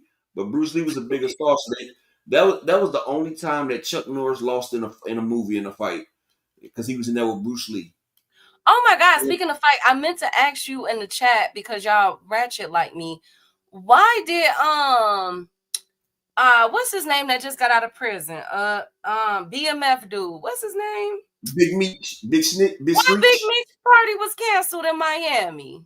Oh, 50 Cent got that shit canceled. 50 Cent damn. Because he was hanging with the biggest cop, Ricky Ross. But okay, we know that he used to work as right? Rick Ross is a performed motherfucking police officer. The man is a sworn in officer. He's a deputy. Everybody knows that shit, but he always talking about boss pushing these keys. And see, the first time I heard that song, Hustle to the Limit, and he was like, I know Pablo Noriega, the real Noriega, he owe me 100 favors. You know why the real Noriega owes Rick Ross? Because he was giving that nigga extra phone time and he was slipping that nigga cigarettes in the door. That's why the real Noriega owes Rick Ross, because that nigga was looking out for him when he was locked up. You feel what I'm saying? But Big Meech, he shows that there's no fucking loyalty out there. And 50 Cent will crash out over loyalty. We've seen that. You see how he got rid of Lloyd Banks. You see how he lost all that money, but he got rid of the game. The game was with G Unit, but then he sat there and went with the locks in them when 50 Cent was beefing, and 50 Cent said, fuck it, I'll take the loss. Just not to fuck with the dude. So Big Meech was locked up. Wasn't nobody looking out for Lil Meech. You feel what I'm saying? Like 50, the nigga was living basically hand to mouth. 50 Cent found the nigga. He picked the nigga up. He spent his own money. Put that nigga in acting classes for like 3 years. 50 paid for it. Over 100 some thousand to get that man acting classes.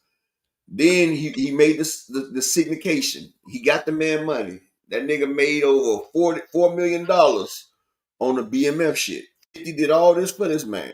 Took care of him when your own homies didn't. Now you know 50 don't fuck with Ross. They had lawsuits and everything.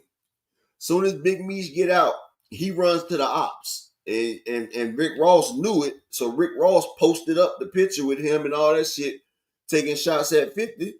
So 50, he cut ties. He like, shit, that nigga ain't got no loyalty. Plus, he found out the nigga was ratting from the girl Tammy she told. So you know how 50 feel about in the streets feel about ratting shit. So he cut the nigga loose. And then 50 Cent, basically 50 sat there and said, all y'all street niggas that's rapping, if y'all show up at that nigga concert, y'all niggas suspect and shit like that. So then all the niggas start pulling out the concert and everything. So they had to cut the concert because wasn't nobody gonna perform. Lil Baby backed out that shit. Everybody backed out that shit. And for Big Meech to be so fucking street smart, that nigga got moved off the goddamn chessboard and he talk about, I only did that with Ross for a bag. But nigga, like he was mad because Lil Baby came through and he was talking about how Lil Baby pulled up in the Lambo truck and had a pocket full of money and ain't give him shit, but Lil Baby don't know you Big Meech. Like, Big Meech thinking that, nigga, he part of the gang and motherfuckers still owe him ties and shit. Like, when he come home and shit, like, he was expecting motherfuckers to throw him bags of money so he can continue his lifestyle. Nigga, continue the lifestyle you had in prison. You wasn't living like that, nigga. You started trying to live all outside your means. Plus, your son had money. You sat there and fucked up your son whole shit.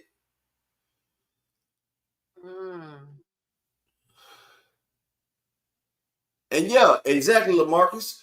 And y'all know 50 Cent got shot up damn 9 to 11 times by the nigga Supreme and all them shit. And your brother, Terry, it wasn't Meech, it was his brother Terry. He meeting up with Big Supreme's son and shit, taking pictures and shit with the nigga. Like, nigga, I looked out for y'all motherfuckers when y'all was locked up and y'all ain't showing no type of loyalty. So 50, one thing about 50, you can say what the fuck you want to say about 50, but 50 Cent is all about loyalty. That's one loyal motherfucker is 50 Cent. If he fuck with you, he fuck with you. But if he don't, he don't. And they bit the hand that feed him, so 50 Cent cut their ass off. And now it's nothing. Oh, so that's what happened. Okay, I was really confused. I'm surprised you didn't know, best friend. I was confuzzled. I was confused and puzzled. I was confuzzled. I'm gonna tell y'all something crazy. My wife has never seen Juice, Boys in the Hood, or Menace to Society. I told my wife, you're not black. I have not ever seen Juice. I haven't seen that. I haven't seen that movie with LL Waist. Was it called Waist Deep or something like that? When he was, I'm God. I haven't seen White Man Can't. You talking about In Too Deep? That's In Too Deep. In Too Deep, yeah. Well, I know you ain't seen In Too Deep. Did I know you didn't see the first one with Lawrence Fishburne? Deep Cover. Nope. That was Lawrence Fishburne and Jeff Goldblum. Nope. So my black card is being. Huh? Oh wow! So you ain't never seen Deep Cover? You ain't never seen In Too Deep? Oh man, what type of movies? What was you watching? Motherfucking Matilda? I was watching Waiting to Exhale. I was watching I watched Set It Off one time. I couldn't do it because it was too traumatizing for me. I've seen Boys in the Hood once, too traumatizing. I hate it when Regina died. Tell me you seen Shotters. Of course, I love Shotters. You seen Rude Boy, the prequel? No, they have a prequel? Oh my goodness. Yeah, the prequel to Shotters is Rude Boy. I wasn't watching Hannah Montana. No, I don't never seen that one episode. Hey Nine Ether. Hey Akilo. No, I haven't seen none of those. I know my black card. I need to get on that. Just 2 years ago, I finally seen the movie with Eddie Murphy. What was that one? Harlem Nights. What? Yeah. Yeah, I seen that like a couple years ago. I was like, oh, this is funny. I was busy. I'm sorry. No, don't revoke my black card. Sorry. Hey, Goldie. I was What's this, T?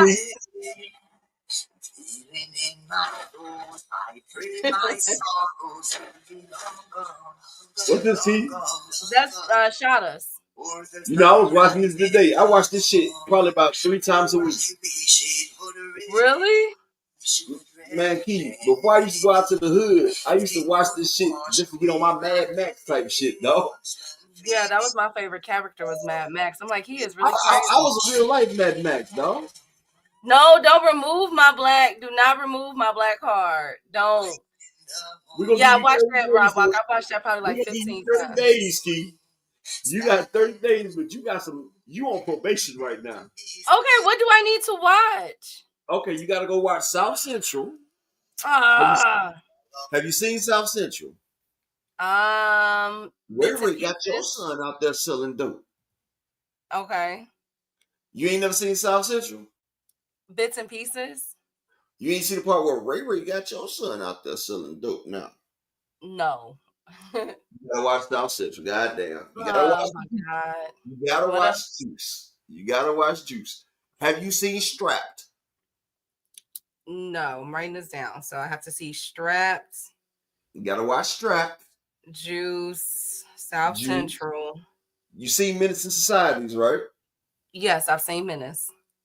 Okay, you seen Menace in Society. That's good. That's good. So South Central, Juice, Strapped. Oh yeah, Ray threw Loco off the set. Yeah. Ain't nobody watching no Bout It 2 set.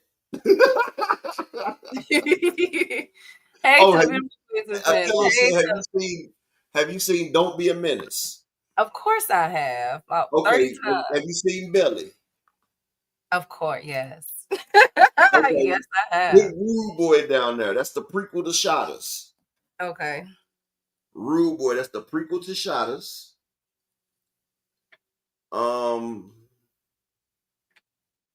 Salute to the beautiful Queen of Raina. Salute, Queen. Okay, let me see. We got Juice.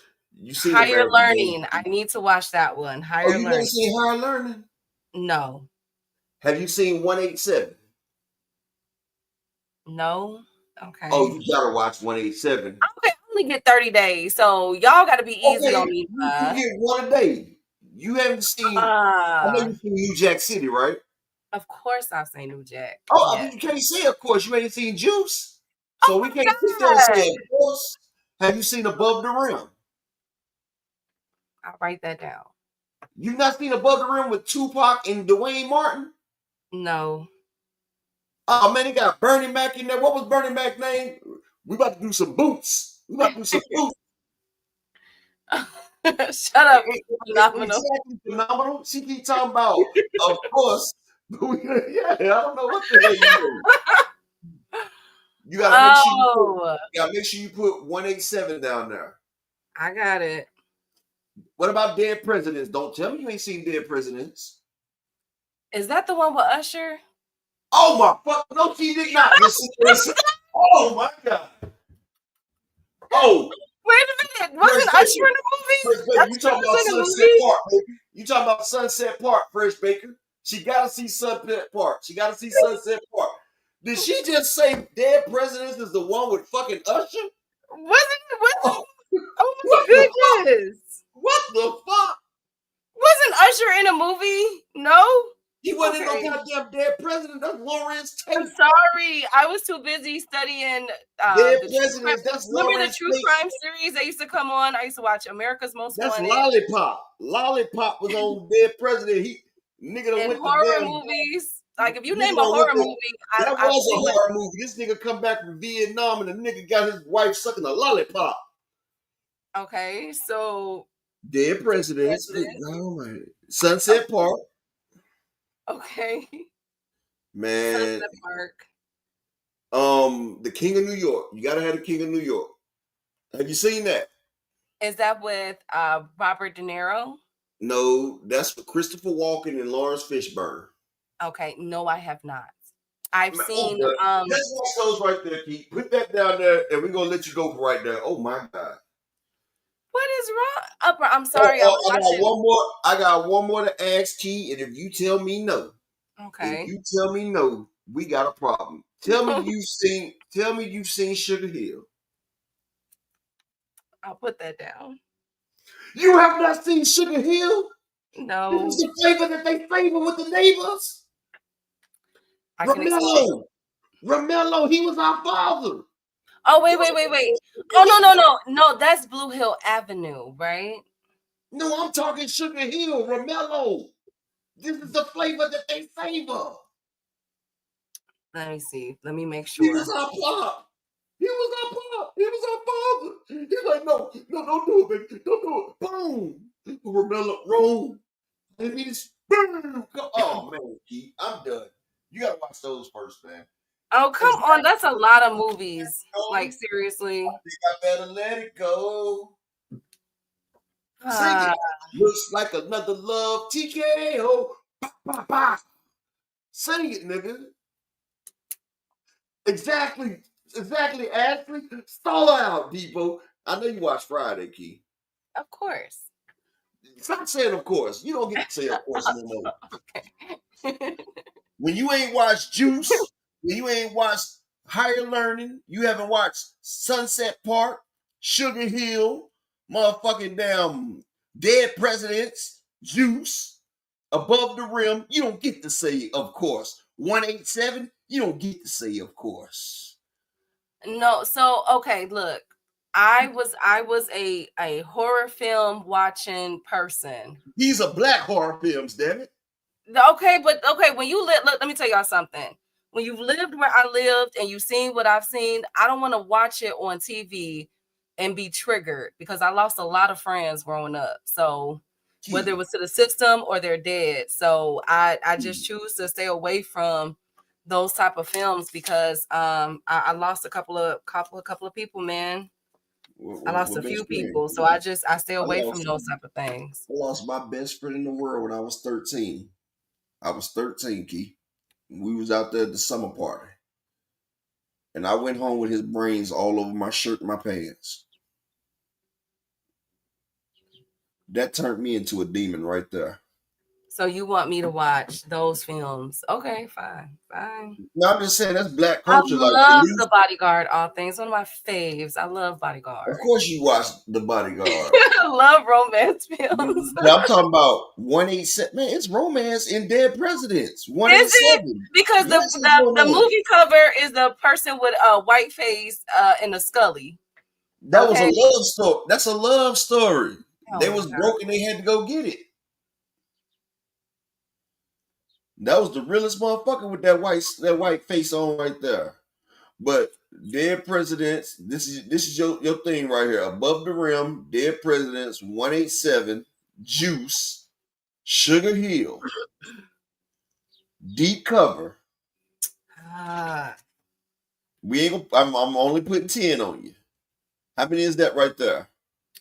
Strap, Juice, South Central, Rude Boy, Higher Learning, 187, Above the Rim, Dead President, Sunset Park, King of New York, Sugar Hill. Anything else?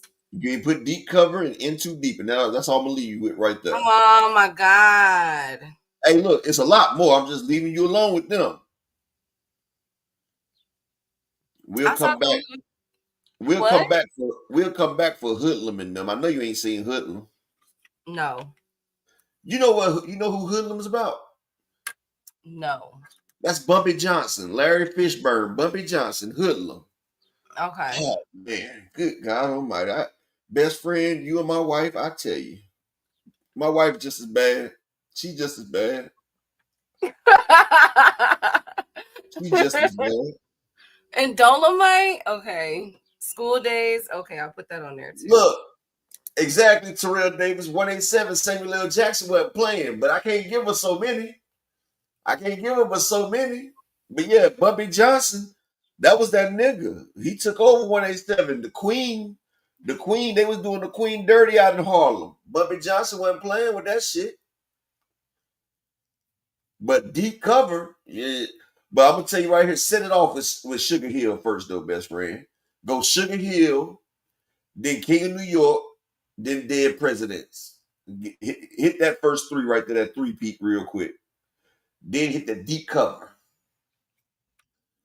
All right, and we talking about urban movies, best for beautiful.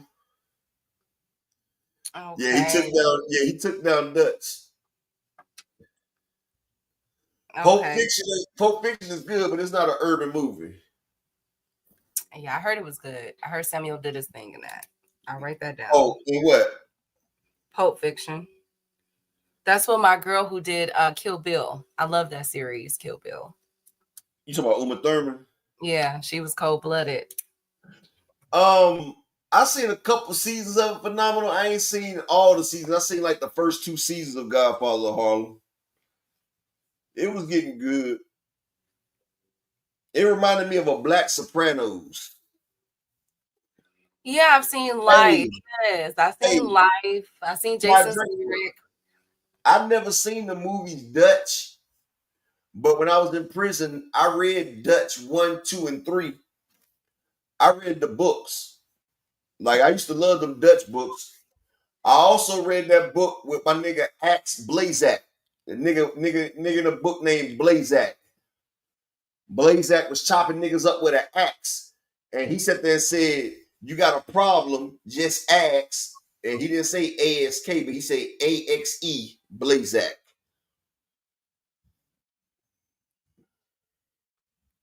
I seen Jason's Lyric. It was really, really sad. Really, really sad. But he got his girl in the end. Ow.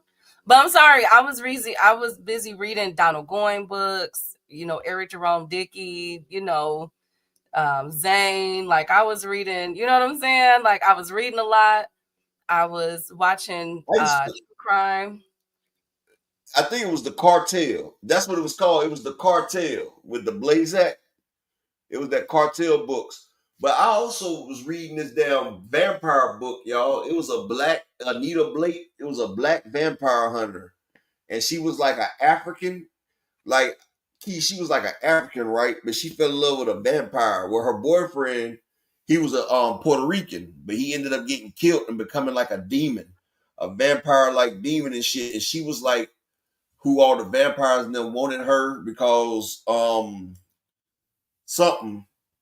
I can't remember. Let me look it up.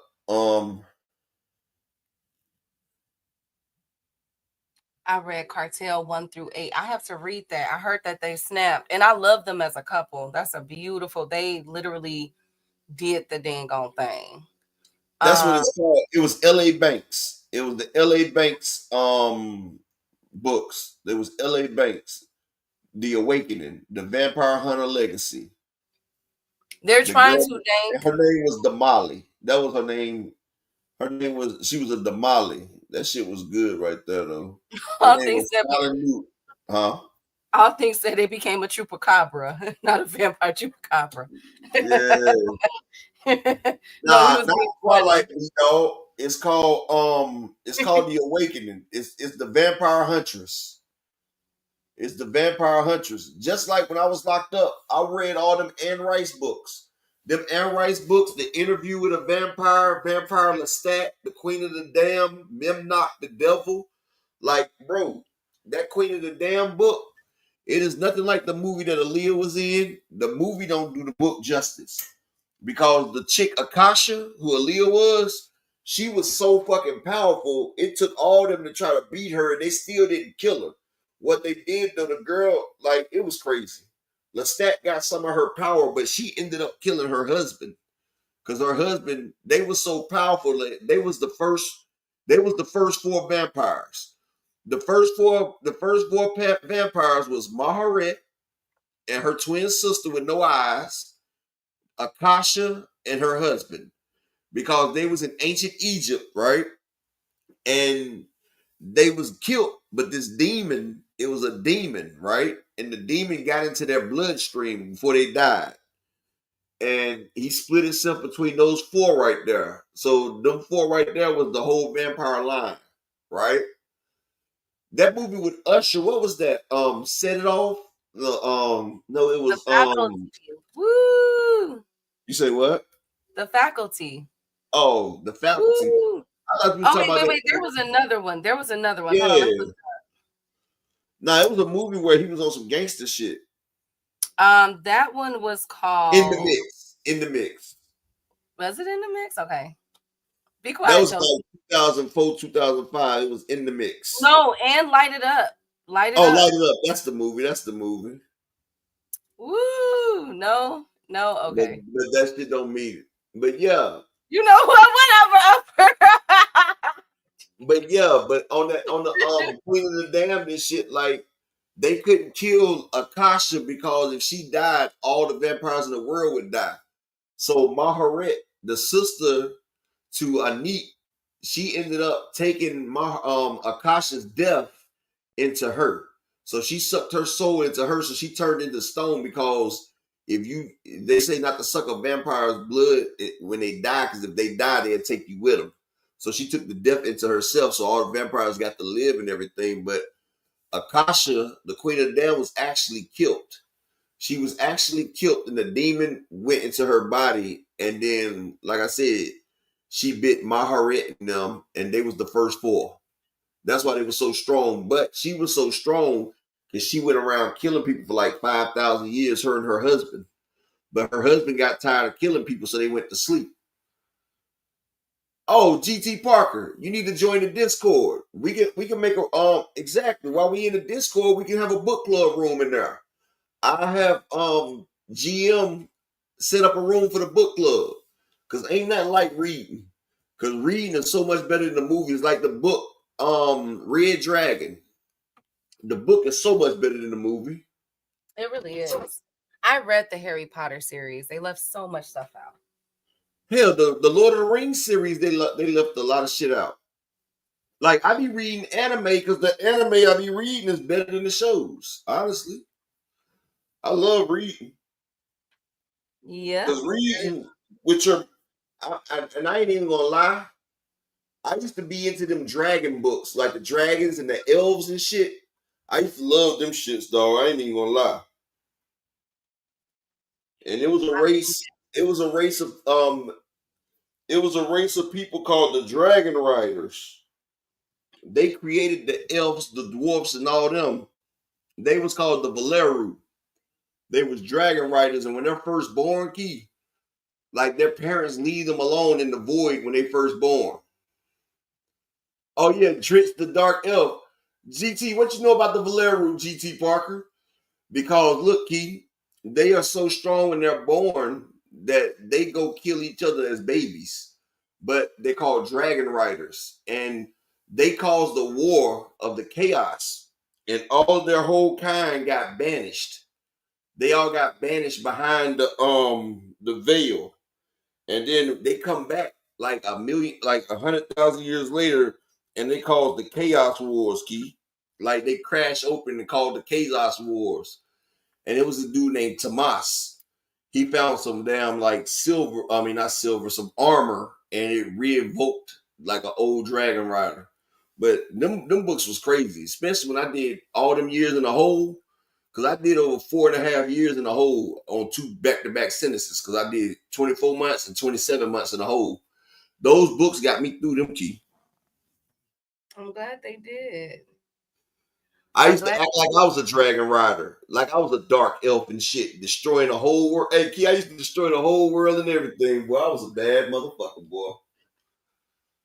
I'm glad they did. I'm glad that that you was able to use that as an outlet.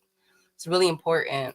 Hell yeah, because best friend, I'm gonna tell you, I would have went crazy in there because I had already been in the hole for over a year, and I had read the Bible like 3 fucking times. I read the Quran a couple times. Because you know, at first point when I stabbed that officer, they wouldn't let me do shit. They wouldn't even give me a hot meal. I ate bag lunches for 12 months, Key. My goodness. For 12 months, I had either cheese sandwiches or peanut butter and jelly sandwich with an apple or banana. Oh, you talking about the Sackets? The Sackets GT Parker, Louis L'Amour, the Sackett brand? I fuck with Louis L'Amour. What about Smoke Jensen? And then you got Long Arm. You got Smoke Jensen. Louis L'Amour, that was the Sackets. I love them. GT, I done read all the Sackets, the Highlanders, all. Well, yeah, we gotta get that book club started, Key. Yeah, Smoke Jensen was the best man in the West. Him and Curtis Longarm. Curtis Longarm, he was a bad motherfucker too now.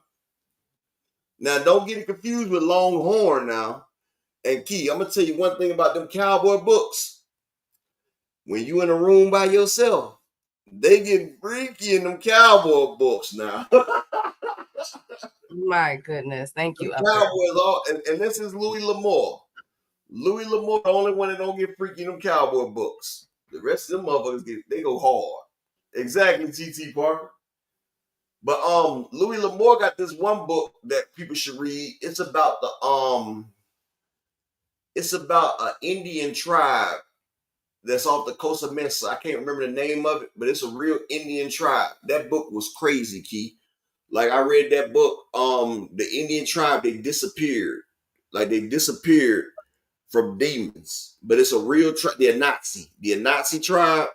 And they was talking about how the Nazi tribe was sacrificing the demons, and then one time they stopped, and the demons came and destroyed the whole tribe and shit. But yeah, I remember that, the Anti-Nazis.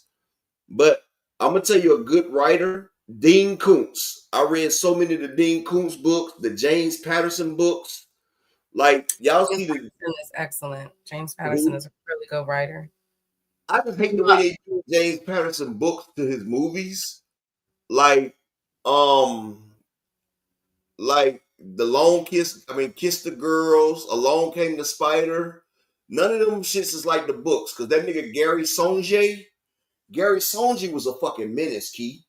But he wasn't as bad as Detective Smith. Because Cat and Mouse, it had to do Detective Smith, he was out there hunting Gary Songe and he found him. But it's when Detective Alex Cross was hunting them boys down. And like the Bone Collector, all them shits was good. But Dean Koontz, he had a great book called Shadow Fires. Dean Koontz had some crazy ass books. Like Dean Koontz, like he one of the craziest writers, bro. But like, yeah, the Cross series, it had Kiss the Girls. A Long Kiss Goodnight.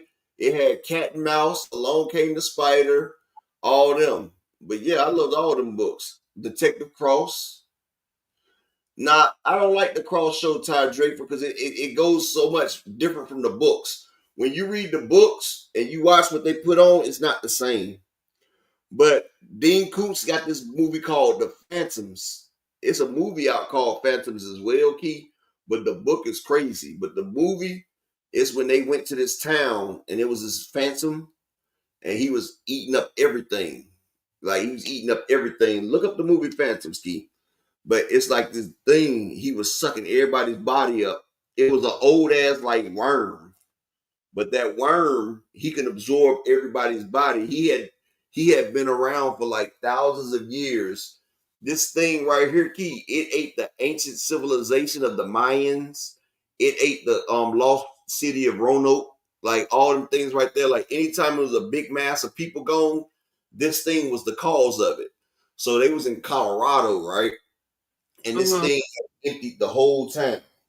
And then they brought in like a team of detectives and scientists to come find this shit. And like that shit was crazy. Like if you say you like horror movies, you never seen the movie Phantoms? No, I didn't see Phantoms. It was in 1998. It's Phantoms. Look it up.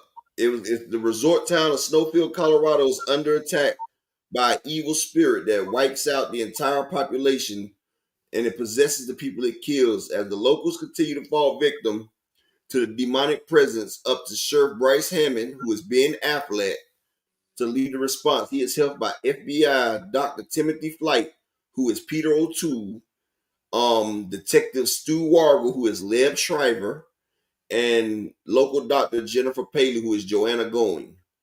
And she's visited by her sister Lisa Rose McGowan.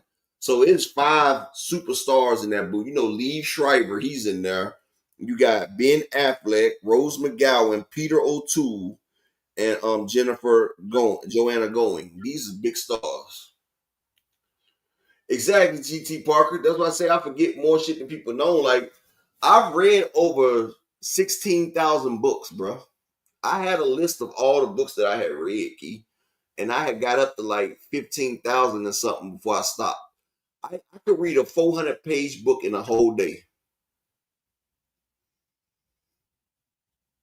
Anything 300 pages or less, I can get rid of it in a day, half a day. I can read about 200-300 books.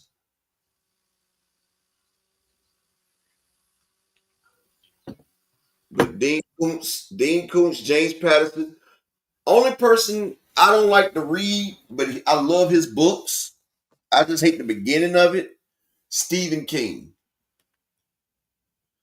G.T. Parker, The Wheel of Time by Robert Jordan. I was just talking about them books. I love The Wheel of Time.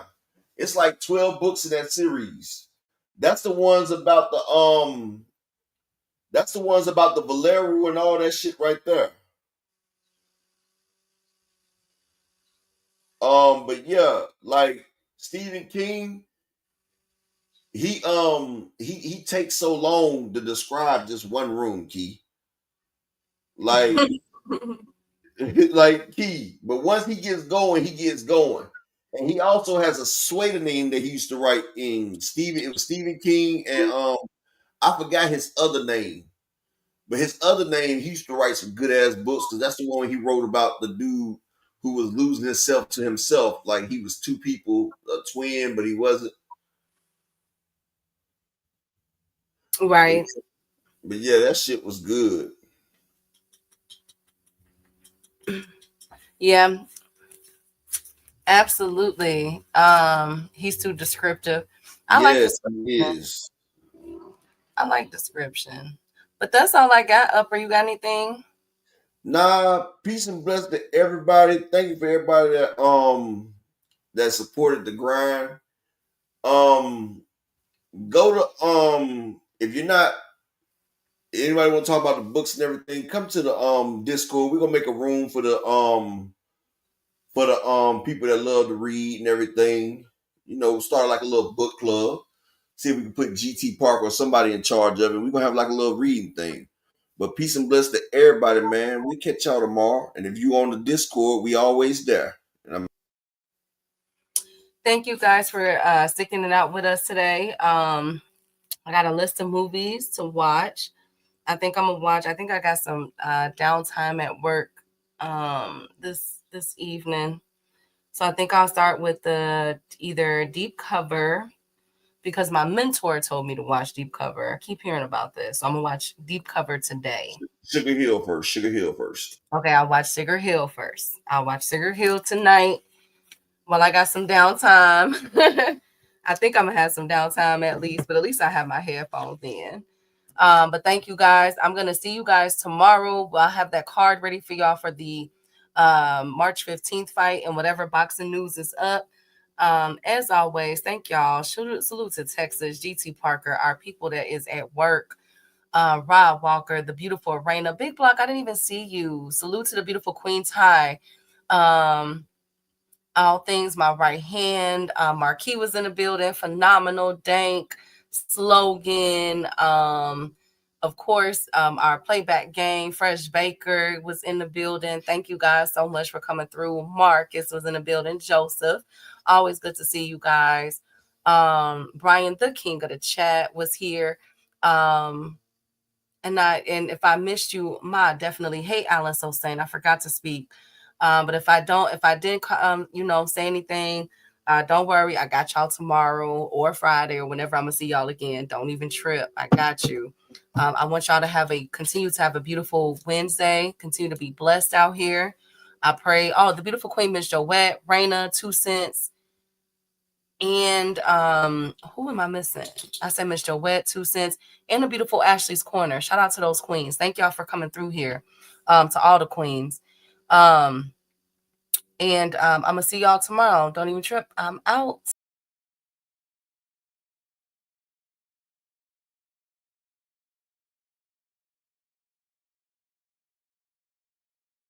Hey.